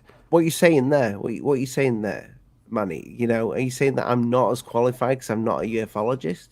No, I'm saying you're more qualified than Chris Mellon is what I'm saying. Yeah. Because Chris Mellon has an agenda and he's skewing his information. He's not giving us any form of truth. Didn't Mellon's grandfather wasn't he one of the founders of the CIA? I'm not sure about his grandfather being that far connected, that far back. He's an heir to a banking fortune. Yeah, his great granddaddy started a bank Bank or of something. New York Mellon. Yeah, and he's the Mellon side of it. Is it something to do with Freemasons? I don't know. We could go all down that rabbit hole. It doesn't, you know, it's just, and that's what, you know, I'm really glad you brought that up though, because I have a hard time with Mellon. I cannot wrap my head around his motivations here. Tom DeLonge, sure. Lou Elizondo, sure. Hal Puthoff, starting to get there. But Chris Mellon, I'm stumped. He doesn't need money. He's got FU money. The guy could disappear forever, and him and his next 5 generations of children would be fine. You know, none of them got to work. That's the kind of money he's got. So why is he in this? Because when you have money, it's Mellon. What I've kind of when I've done some research on Mellon and the family history as well of Mellon, there's a lot of history with the Mellons involved within restructuring departments within the government. So I think he could just be used for that reason, the influence he has behind the scenes within the Pentagon. You know, he's got this influence. He can move pieces around to create funding for places and allowing that to funnel through to the right areas. I think that's what he might be there for. I'm not sure, but that makes sense because as Tom said, he was the link to Washington that Chris Mellon was. Remember in the documentary, he says he was our link to Washington D.C. Go ahead, Rich. Didn't mean to cut you off there. Well, it's all right. No, I think some of the recent happenings are very, very interesting. I'm talking about Gary Reed now and what's happening with Gary Reed. And I do wonder whether all this is not really about budgets or getting more money into the military or anything, but it perhaps is about getting a certain amount of people in charge of the military displaced and replaced by people that these people want in. Yeah. And they are using the fact that that people haven't been talking about UFOs as a spearhead to disrupt the control of the military. It's just a thought. I'm gobsmacked. I mean, I couldn't say it any better because that syncs with everything that I'm seeing. And I even mentioned it in Who's Lou when I talked about the Pentagon beheadings when they gutted the upper echelons of the Pentagon of all of these people and put these other new people in place. Those might be the people that Gary's talking about right there. Mm-hmm. Yeah. Now, for what purpose, I don't know, whether this is political or whether this is just about change. Oh, he's gone. Wow. This is the thing. We don't know the purpose of what's going on with TTSA, what's going on with Lou, what's going on with Mellon. But the point is we can spot the manipulation and we can spot the lies. That's for damn sure. We can spot that. But we don't know the end game yet. You know, and that's true. That's what we're trying to work out. I mean, I'm interested in the chat because we've got 11% of people, 70 votes. We've got 11% that thinks TTSA will pull through with their original pitch. I'm not. Do you know what that original pitch was? Because that original pitch is the craft. The craft, yeah. We're not going to see that craft. ever. I'd be stunned if we see that craft. I think we couldn't do it. We couldn't do it in a month of Sundays. If that craft exists, it doesn't come from here. Yeah, but it's not like we don't want to see it. And this is the point, like I'm guessing that, there's going to be some people who see this and just think we're hating on TTSA, we're hating on Lou, but No. we're just trying to wait for what they said. That's literally all this is. You've told us all this stuff. Where is it? That's literally all this is, And they've told us that there's all this information knocking around that is supposedly almost smoking gun. Yeah. Lou's referred to material from craft. That's in it. Where is it? If they can't come up with this stuff, then it's very, very hard for us to believe. Like, and Lou should be able to reel all this off. If someone asks him a question, where's this, where's that, how do you know this? Lou should be able to just reel it off straight away. It's this, it happened this, it's this thing, it happened this at this time. Like, he should be able to have all the facts, there to go as soon as someone asks him a question. But like, we don't get anything from these people, and this is why it pisses us off, because all we want is what you've said. You've told us you're going to provide this, you haven't provided it, so we're not in the wrong here. You guys are. Yeah, 100%, mate. Yeah, 100%. That's the thing, Joss. Though, I mean, I've not known you that long, but what I've seen from you being called UAP, was it UAP, Josh? Yeah, UAP UK. Yeah, UAP UK. What I've seen, it makes me cringe now. No, but the honestly, mate, I was called Olvis 51 before. Yeah, like Area 51, but I mixed my name Ollie with Elvis for some strange reason. But 51, it was my old DJ name. But I started out with Silly Mars videos, which was a lot of pareidolia and just crazy stuff. Some of the best ones you've ever seen, though, mate.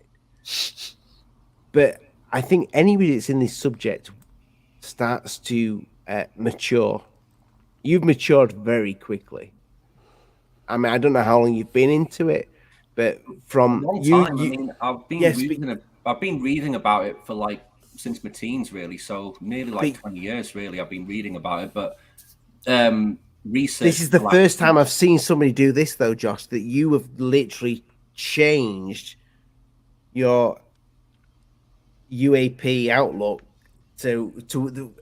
from me first interviewing you. The difference is massive. It took me about 6 years to get to that. It took me 6 years to become depressed and realize that this subject is full of shite. Yeah, I got there really quickly compared to you. Yeah, but this is the thing. It's because but there's only so much lies and bullshit that I can take as a person until I just get tired of it. And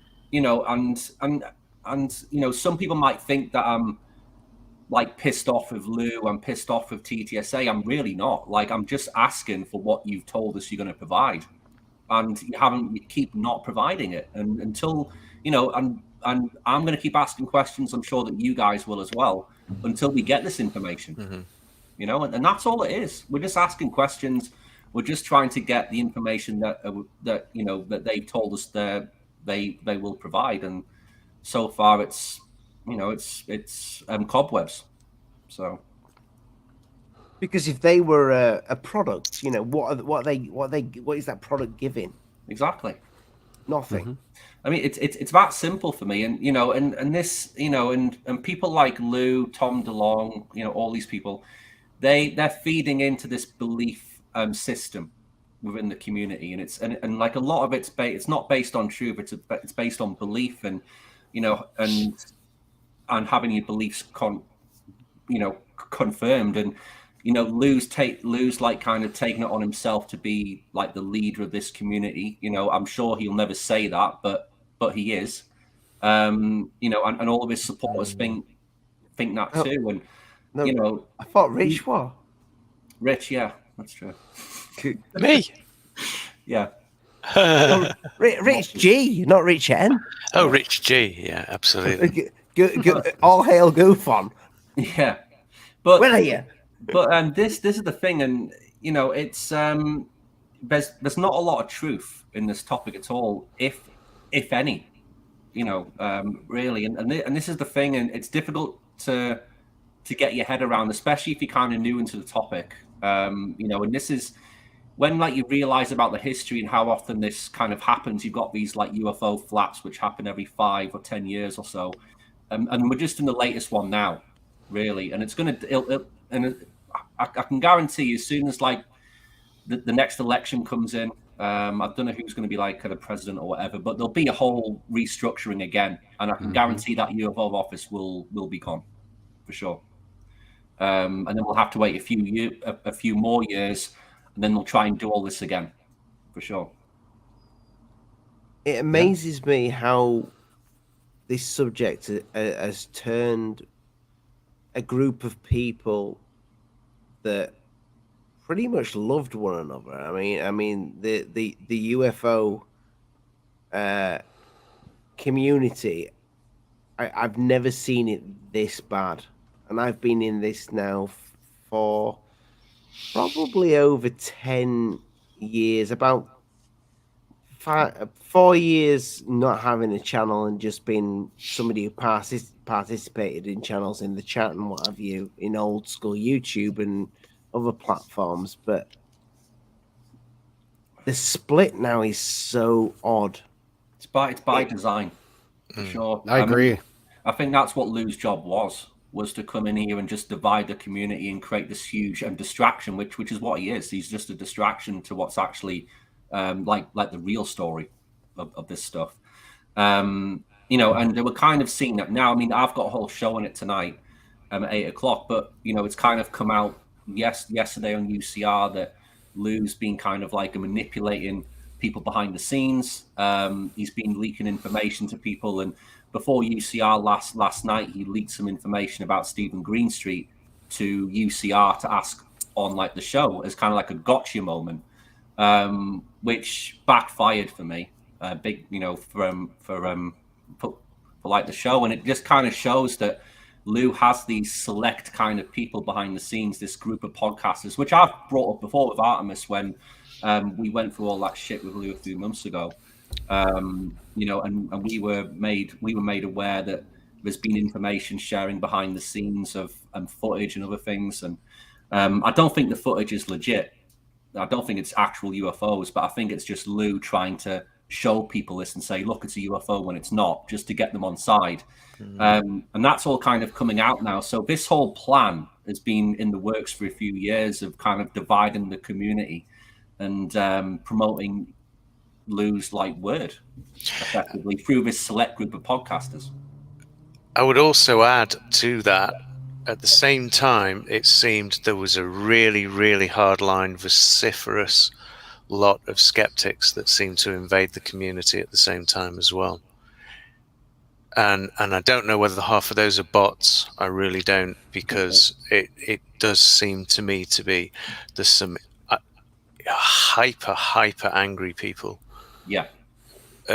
Wanting to come in and not just deny it, but to threaten and bully and harass people as well. They just turned up roughly maybe around 2018. I think they started off bad. I think, I don't know about you, but it seemed to land almost at the same time as TTSA. Yeah, for sure. And I think, I mean, I don't think it was TTSA who started UFO Twitter hashtag, but they have definitely used that hashtag for their own gain, for sure, to gather information, to collect intel, as Lou likes to call it. You know, and that's what the Twitter's used for, really. You know, it's like I think it was Akashi Chris on our show when she was on. She made a very good point about UFO Twitter being the perfect controlled environment to test all these sites, you know, to test all these scams, I guess. You algorithms, bots, yeah. manipulation, and to see what people will believe, how much bullshit they can spin before people finally say, "I've had enough." Exactly. You know? Yeah. Yeah. And what will happen now Elon's got hold of it? It's a hard question, Rich. Do you know what I mean? Will we see the UFO community start coming together, or will it fragment it even more? I get the impression that some of the adjunct provocateurs might find it a lot harder to continue to sow discord. Yeah, I mean, I've already seen. I think it was Dr. Nolan. He came out and said the other day that if Donald Trump comes back onto Twitter, then he's going to leave Twitter. So, I mean, if that starts to happen, who's that? Gary Nolan? Yeah. So he basically said the other day that if Donald Trump comes back onto Twitter, this was after Elon announced that he's bought it. That he said that if Trump comes back on, then he's going to leave. So Trump won't come back on. When people, I think he started his own platform, didn't he? Yeah, he's already, he's already stated that I think he put something out and said, "I'm okay, thank you. I'll stick with Truth Social, but I wish Elon the best of luck. Bad move, Donald. You know, you need to get back on the." Yeah. But didn't half of America threaten to leave the country when Trump was elected last time? That's what they say. You know. I don't know. I didn't feel like it, but maybe, yeah. You never know what to believe, you know. Mr. Catfish, thank you so much, my friend. I appreciate that, and I don't know if Lou will ever speak to Greer. No, because he's afraid to talk to Greer. He won't talk to Greer. He won't talk to me. He won't talk to GUFON. He won't talk to Cambion. He just won't talk to people that he feels are going to best him in a debate or that have information that is contradictory, you know, that he can't bullshit. He only goes on shows where he knows he's not going to get asked the hard questions. That's just a fact. Like, he just does. And, you know, and that's why he's got this trusted group of podcasters, of people within, like, the media who he'll go to, because he knows that he can just say whatever he wants. I will say this. It's a shame. Josh, from speaking with, I know you guys know Lou from the Celebrity Review. UCR Lou, yeah. Yeah. He seems like a good guy. I think he is. I mean, because he's been kind of caught up in all this stuff, about last night, and kind of making it aware that he is in that group of podcasters who have access to this information. But I think these people are good people, though. I think they've just been manipulated by Lou. Lou's promised them things. He's dangled stuff in terms of exclusive podcast appearances. I mean, I think Lou first went on UCR. There's like a spreadsheet of all Lou's podcast appearances and what he's been on. And I think Lou went on UCR for the first time in February 2021. And he's been on UCR 7 times since then. So about a year he's been on the show that much, which, I mean, does that not ring alarm bells to people? It's crazy. It's crazy. It might be because he's called Lou as well, you know. Yeah. Lou thing. That's true. Yeah, they're friendly. They're friendly. I mean, you saw when they had their fathers on Father's Day, they had a good time hanging out, and that's no problem with that, you know, but does it bode well for Lou Angeles and show that he's a journalist or somebody who's trying to portray both sides? No, and I don't think he's ever tried to say that.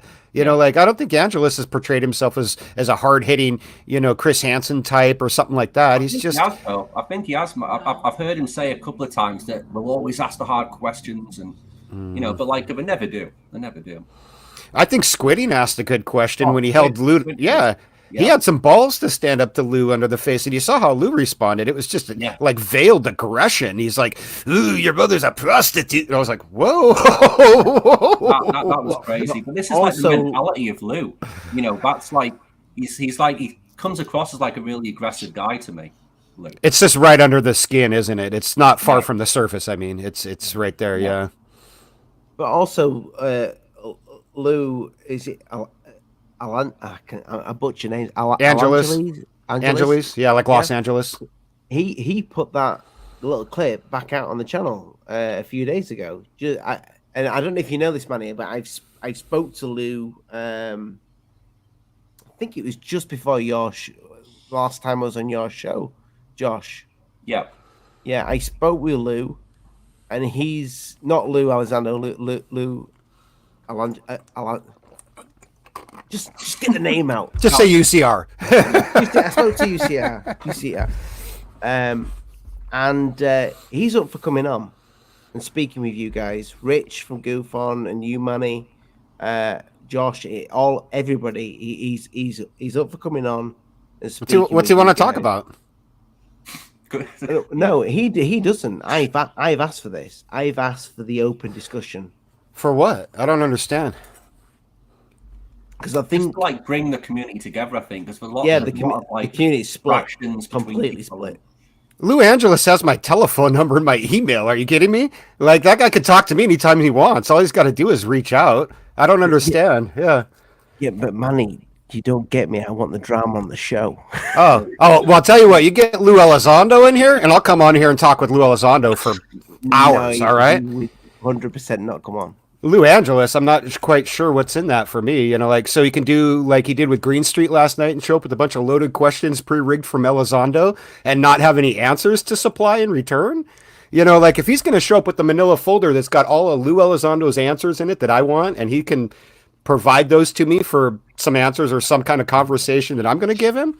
Let's do it. Manny, don't get me wrong. This is my idea, not his. I would just like to get a show with you guys on. I even invited Fessler. Yeah, I don't know. That guy's who? Fessler? Oh, that guy. Yeah. Yeah. What are we going to talk to about it again? Why? You know, I want to talk to Elizondo. If I'm going to spend my time debating and making my points, I'm going to be sitting down with Lou Elizondo. I'm not going to be talking to Tom Fessler about Lou Elizondo, and I'm not going to talk to Lou Angeles about him either, to be honest with you. I've done my research, and I'm due an answer from Lou Elizondo. Do you not think the community needs to come together, though? Because we've been talking about the divide. I think that open discussion is useful. I would think that getting rid of the person who's been dividing this community for 4 years would be a appropriate first start. But, you know, I mean, if you want to try to bring people together, I mean, I don't know. I was at the UFO solidarity thing, and I didn't see Lou Elizondo there. You know, I didn't see Tom Fessler there. I didn't see Lou Angeles there. I was there. I made a rap for it. Okay, it was a horrible rap, but I mean, what annoys me about Lou as well, Lou UCR Lou. Was when we got loads of shit for the same stuff as what basically came out on the show last night, like, and we didn't get a single bit of support from the community for that, not one.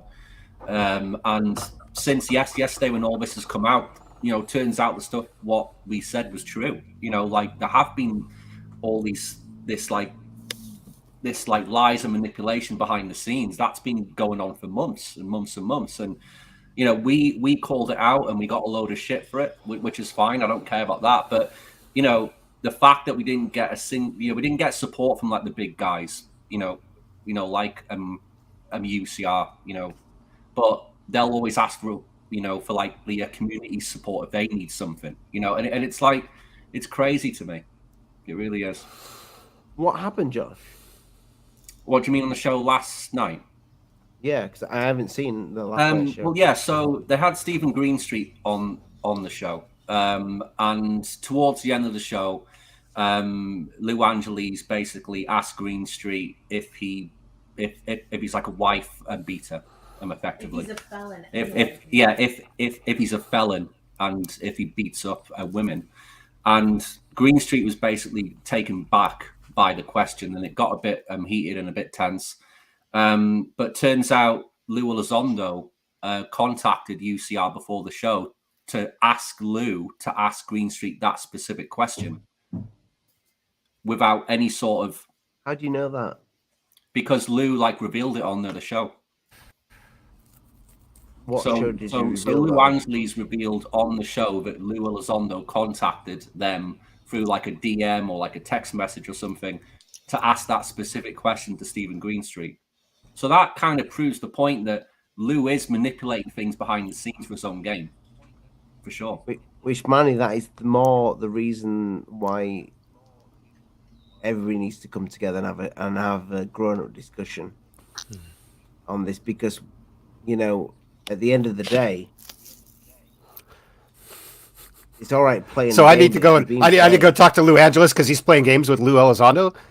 I don't understand the logic there, but No. you know, you know, there's been people who have been pushing this community apart. There's other people who have been saying, let's bring it together. I think, and I'll agree with all that. We should have some solidarity. I mean, like I said, I made a rap song about it.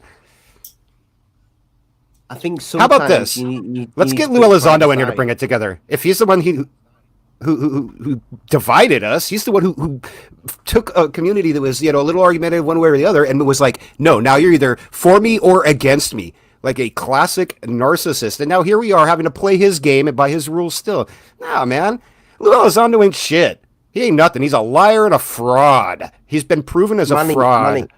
Manny, you're a smart man. You're a smart, and I probably shouldn't say this on the show because this will probably go. Somebody will go into to Lou from UCR's ear and say, "Don't go on that show. Don't speak with these guys because that shouldn't happen." But you know, if that happens, then so be it. But why wouldn't he speak to us? Why can't Lou Angeles speak to me? I don't understand. Like I said, he's got my phone number. He's got my email address. He can reach out to me anytime. I told him right after Who's Lou came out, I said, I'll come on UCR anytime, or you can come on my channel and we'll discuss things. But now all of a sudden there's some weird thing between Lou Angeles because he's Lou Elizondo's henchman? I mean, come on, man. I don't think he's his henchman. I wouldn't say the henchman. For sure. I know, I'm tongue in cheek here, you know, like I'm saying, but he's trying to champion for Elizondo, and he is doing his dirty work for him. If Elizondo wants to call Greenstreet a felon and a wife beater, he should have the balls to do it to his face. Like, what a coward to send Lou Angeles with a loaded question. Thanks. What a coward. Or what a coward to send Tom Fessler to dox his critics. You know, like, what is the problem? Like, I don't get it. Like, what are we going to do? Are we going to sit around and go kumbaya? Is that what we want? I don't care. I mean, like, solidarity is one thing. I don't have a problem with Lou Angeles. I think he's being manipulated by Lou Elizondo. But he's choosing to let himself be manipulated. So he's responsible for that. He didn't have to ask Greenstreet that question. And he sure as hell could have forwarded that email of his little felon 5 to the 5 people that are on there and say, this is what Lou's saying about y'all. Is it true or not? You know, like, he could do all kinds of stuff, but he's choosing not to. Like, so I'm not sure what there is to talk about. You know, like, Lou Elizondo or Lou Angeles wants to be right up Elizondo's butt. Well, good. Let him. Okay, but if you took Lou out the equation, you get along with the guy. With who? Lou Angeles? Yeah. Hell yeah, I like Lou Angeles. I always have. From day one, I told him I like him. I get along with that guy just fine, man. I don't have a problem with him. I don't have a problem with his show. And I've never said a bad word about Lou Angeles to anybody, because I don't have anything to say. I have nothing bad to say about him. My interactions with him up until this point have been perfectly fine, you know, but if he's going to champion Elizondo and bring loaded questions from Elizondo and be a pawn for Elizondo, I'm not going to talk to him. Why would I? I have nothing to gain from that. There's nothing in it for me. What's my benefit? Do you think he's being a pawn?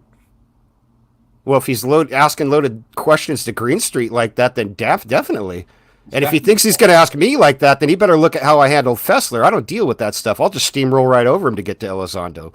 You know, for sure. And this is what Greenstreet also said, that he was kind of involved within that circle of people behind the scenes, and he basically said that he couldn't do it because it wasn't like an ethical thing to do, was to be involved with that as like a journalist, like Greenstreet is, and that's why he had to come out. And this is why you've seen a complete flip with Greenstreet, because he used to be a big supporter with Lou as well a couple of years ago, and then you saw this big flip, change where it's like the opposite. And it's for that reason that he couldn't sit by and just watch this shit go on behind the scenes. He had to kind of come out and call it out now. So yeah, and and like the Lou Angeles thing, yes, I think Lou's a nice guy. Like I really do. Like the whole of UCR, I think they're really nice people, but they are being played 100%, and I think they are waking up to that now. It is hard, especially when you've believed something for so long.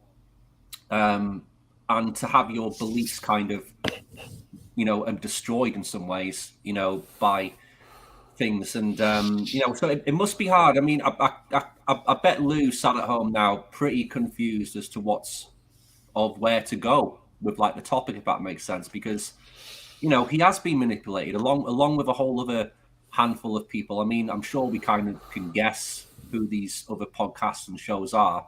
And they're all in the same position. They've all kind of been manipulated by Lou, and they've had like the carrot and stick dangled in front of them with all this exclusive information behind the scenes, with exclusive podcast appearances, which get like the super chat money and like the advertising money from all the views on YouTube. That's what it's all about, you know, and that's what Lou Elizondo knows people. That's why Lou knows that he can manipulate these people, because they need him for their shows. Speaking of shows, guys. Yeah. You got it. And he needs them for credibility. It works both ways. You're right, Manny. I was just going to say, speaking of shows, both you guys, apart from Rich, who he's just a pure UFO guy. Well, my lad Rich down here. You both have channels. Manny, we're approaching we're approaching nearly 2.5 hours here. You've got the new documentary.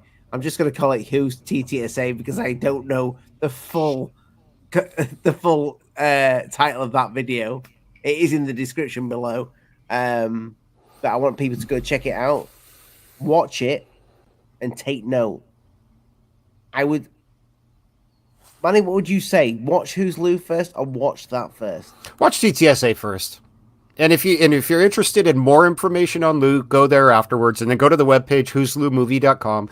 Look at the documents. Both of the videos are on the webpage too, so you can watch the videos while you're looking at the documents. And yeah, go from there. And if you have any questions, then leave them in the comments and I'll answer them.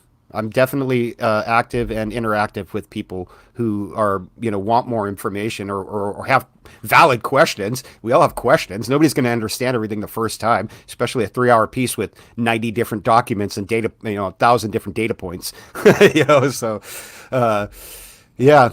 But yeah, you can find me on Area 503. You can find me on Twitter under Area 503. I'm real vocal on Twitter. I tell people to go to my Twitter if you want to see what's going on a day-by-day basis, because not everything that happens on Twitter makes it into my videos. But there are updates I do on Twitter about different videos and different things that I found, like the German video, the original audio from the FLIR footage that TTSA altered, things like that. I put that stuff on Twitter too. So I'll see y'all out there. Go check Manny out, people. He's a very talented man. And I'm looking at what I want to see next. I think, guys, what we saying? Who's Steve Justice? Who's Hal Puthoff? Who's Hal's the next one? It has to be who's Hal. Who's Hal? Yeah. Who's Hal might roll right into who's Kit, and we might just get out of that, roll right into who's Chris. And we'll just see what happens. Who knows? Then maybe there'll all be one. I don't know. This means that I'm not going to get Manny on for another 2 months, guys. He's going to be busy. Yeah, and I got a vacation to plan. The poll's in. Deserve one. Yeah, the poll is in, guys. So it's now gone up. So 13% of the chat think that TTSA will pull through. So 86% say no. Yeah. It's a crapshoot, but it doesn't look very good now at this point, I don't think, unless these movies do real well. That's all they got. The tech's gone. The science is gone. The crowd is just going to basically keep things moving. They're using it for operating costs, So I think that's where that's at. But we'll see. I'm glad that people are interested, and I hope I at least give people something to think about, and hopefully I've encouraged some other people to go out and do some digging on their own on some of these documents, because you don't have to be a CPA to go to the SEC page. Anybody can do it. I mean, that's what we said to you on the show, that we're going to take more of like an effort to do like more of a deep dive into these people as well. So sure, I love hearing that, man. That's the whole reason for doing that. That right there just hearing that from you made that whole project worthwhile. Yes. Abby Lynn, thank you, my friend, for the $10 super chat. Thanks, Gigi. Appreciate that. She's awesome. Yeah, Gigi's awesome. She's great. Josh, what have you and Artemis got planned tonight? And when is it? Is it in the next half an hour? Yeah, so I'll shoot off here in the next few minutes. I might watch this in bed naked. Yeah, so we've got a show tonight. We're going to do a show about the metaverse warfare, what China are kind of trying to research, but then we had to change the show today because of all the stuff what happened on UCR. So we do want to address it, because it is important to kind of highlight this like manipulation, what's been going on. You know, because we all should be working together to call this stuff out. That's how it should be. There shouldn't be a group of people like manipulating this whole conversation, which is what's been that is the story for the past few years. There's a group of people who are kind of manipulating this behind the scenes. So, you know, it's not going to be a show where we're going to be angry and pissed off at this. We just want to talk about it, and hopefully there'll be some questions in the chat. We'll kind of try and address those as best we can. But yeah, but I mean, you guys are more than welcome to jump on if you want. It's in half an hour. I definitely can't jump on because I'm up in about 5 hours for work. That's fair. But I'm gonna pop. Is it the one with the thumbnail with the UFOs are real? Puppet strings and like puppet strings. Yeah. I might pop in there. I got a quick errand to run, but I might be back around here about that time, so maybe you'll see me over there. Yeah, sure. I'll everyone in the chat. Everyone in the chat. I've got an order. Go. I've just sent the link. Go support the channel. Go support Josh and Artemis. Go check them out tonight. Go follow on this show to that. Let's get about 80 to 100 people in that chat tonight. And like I said, guys, it's not going to be like a gotcha show where I'm trying to catch you know, these hosts out, because that's not the purpose. Like we want to be on the same side. We want to try and get to the truth at the end of the day. So, you know, let's figure out where this has went wrong in terms of favoritism and manipulation, and put that to one side and say, look, let's draw a line in the sand and work together. That's what we want. So, yeah. Sounds good. I think I'm going to get out of here, guys, though. It's Ollie, always, man. It's good to be here, and it's good to anytime you want to have me back, dude, have me back, man. We'll talk again sometime. Manny, great work. We look forward to more. Definitely need to keep the who's. It always needs to start with who's so and so. You know, I know. I like it. It flows, man. It just might be my thing that I fell into. Rich Northwood, it's good to see you again too. Always, man, and talk to you, Josh. I'll see you later. 2023, Manny, 2023. Who's Bob Lazar? No, who's Jeremy Corbell? There you go. Oh, who's Corbell would be a good one. Yeah. My God, who want to watch it? I don't know. We'll see. We'll see. All right. Thanks everybody for coming by and for having a good show. Take care. No worries, mate. Nice. Boys, thank you so much for coming in tonight. I appreciate you. Rich, I hope you get better soon. As Rich if he's got a show tonight, I hope he best have a green face. I think he does have a show at 9. Yeah.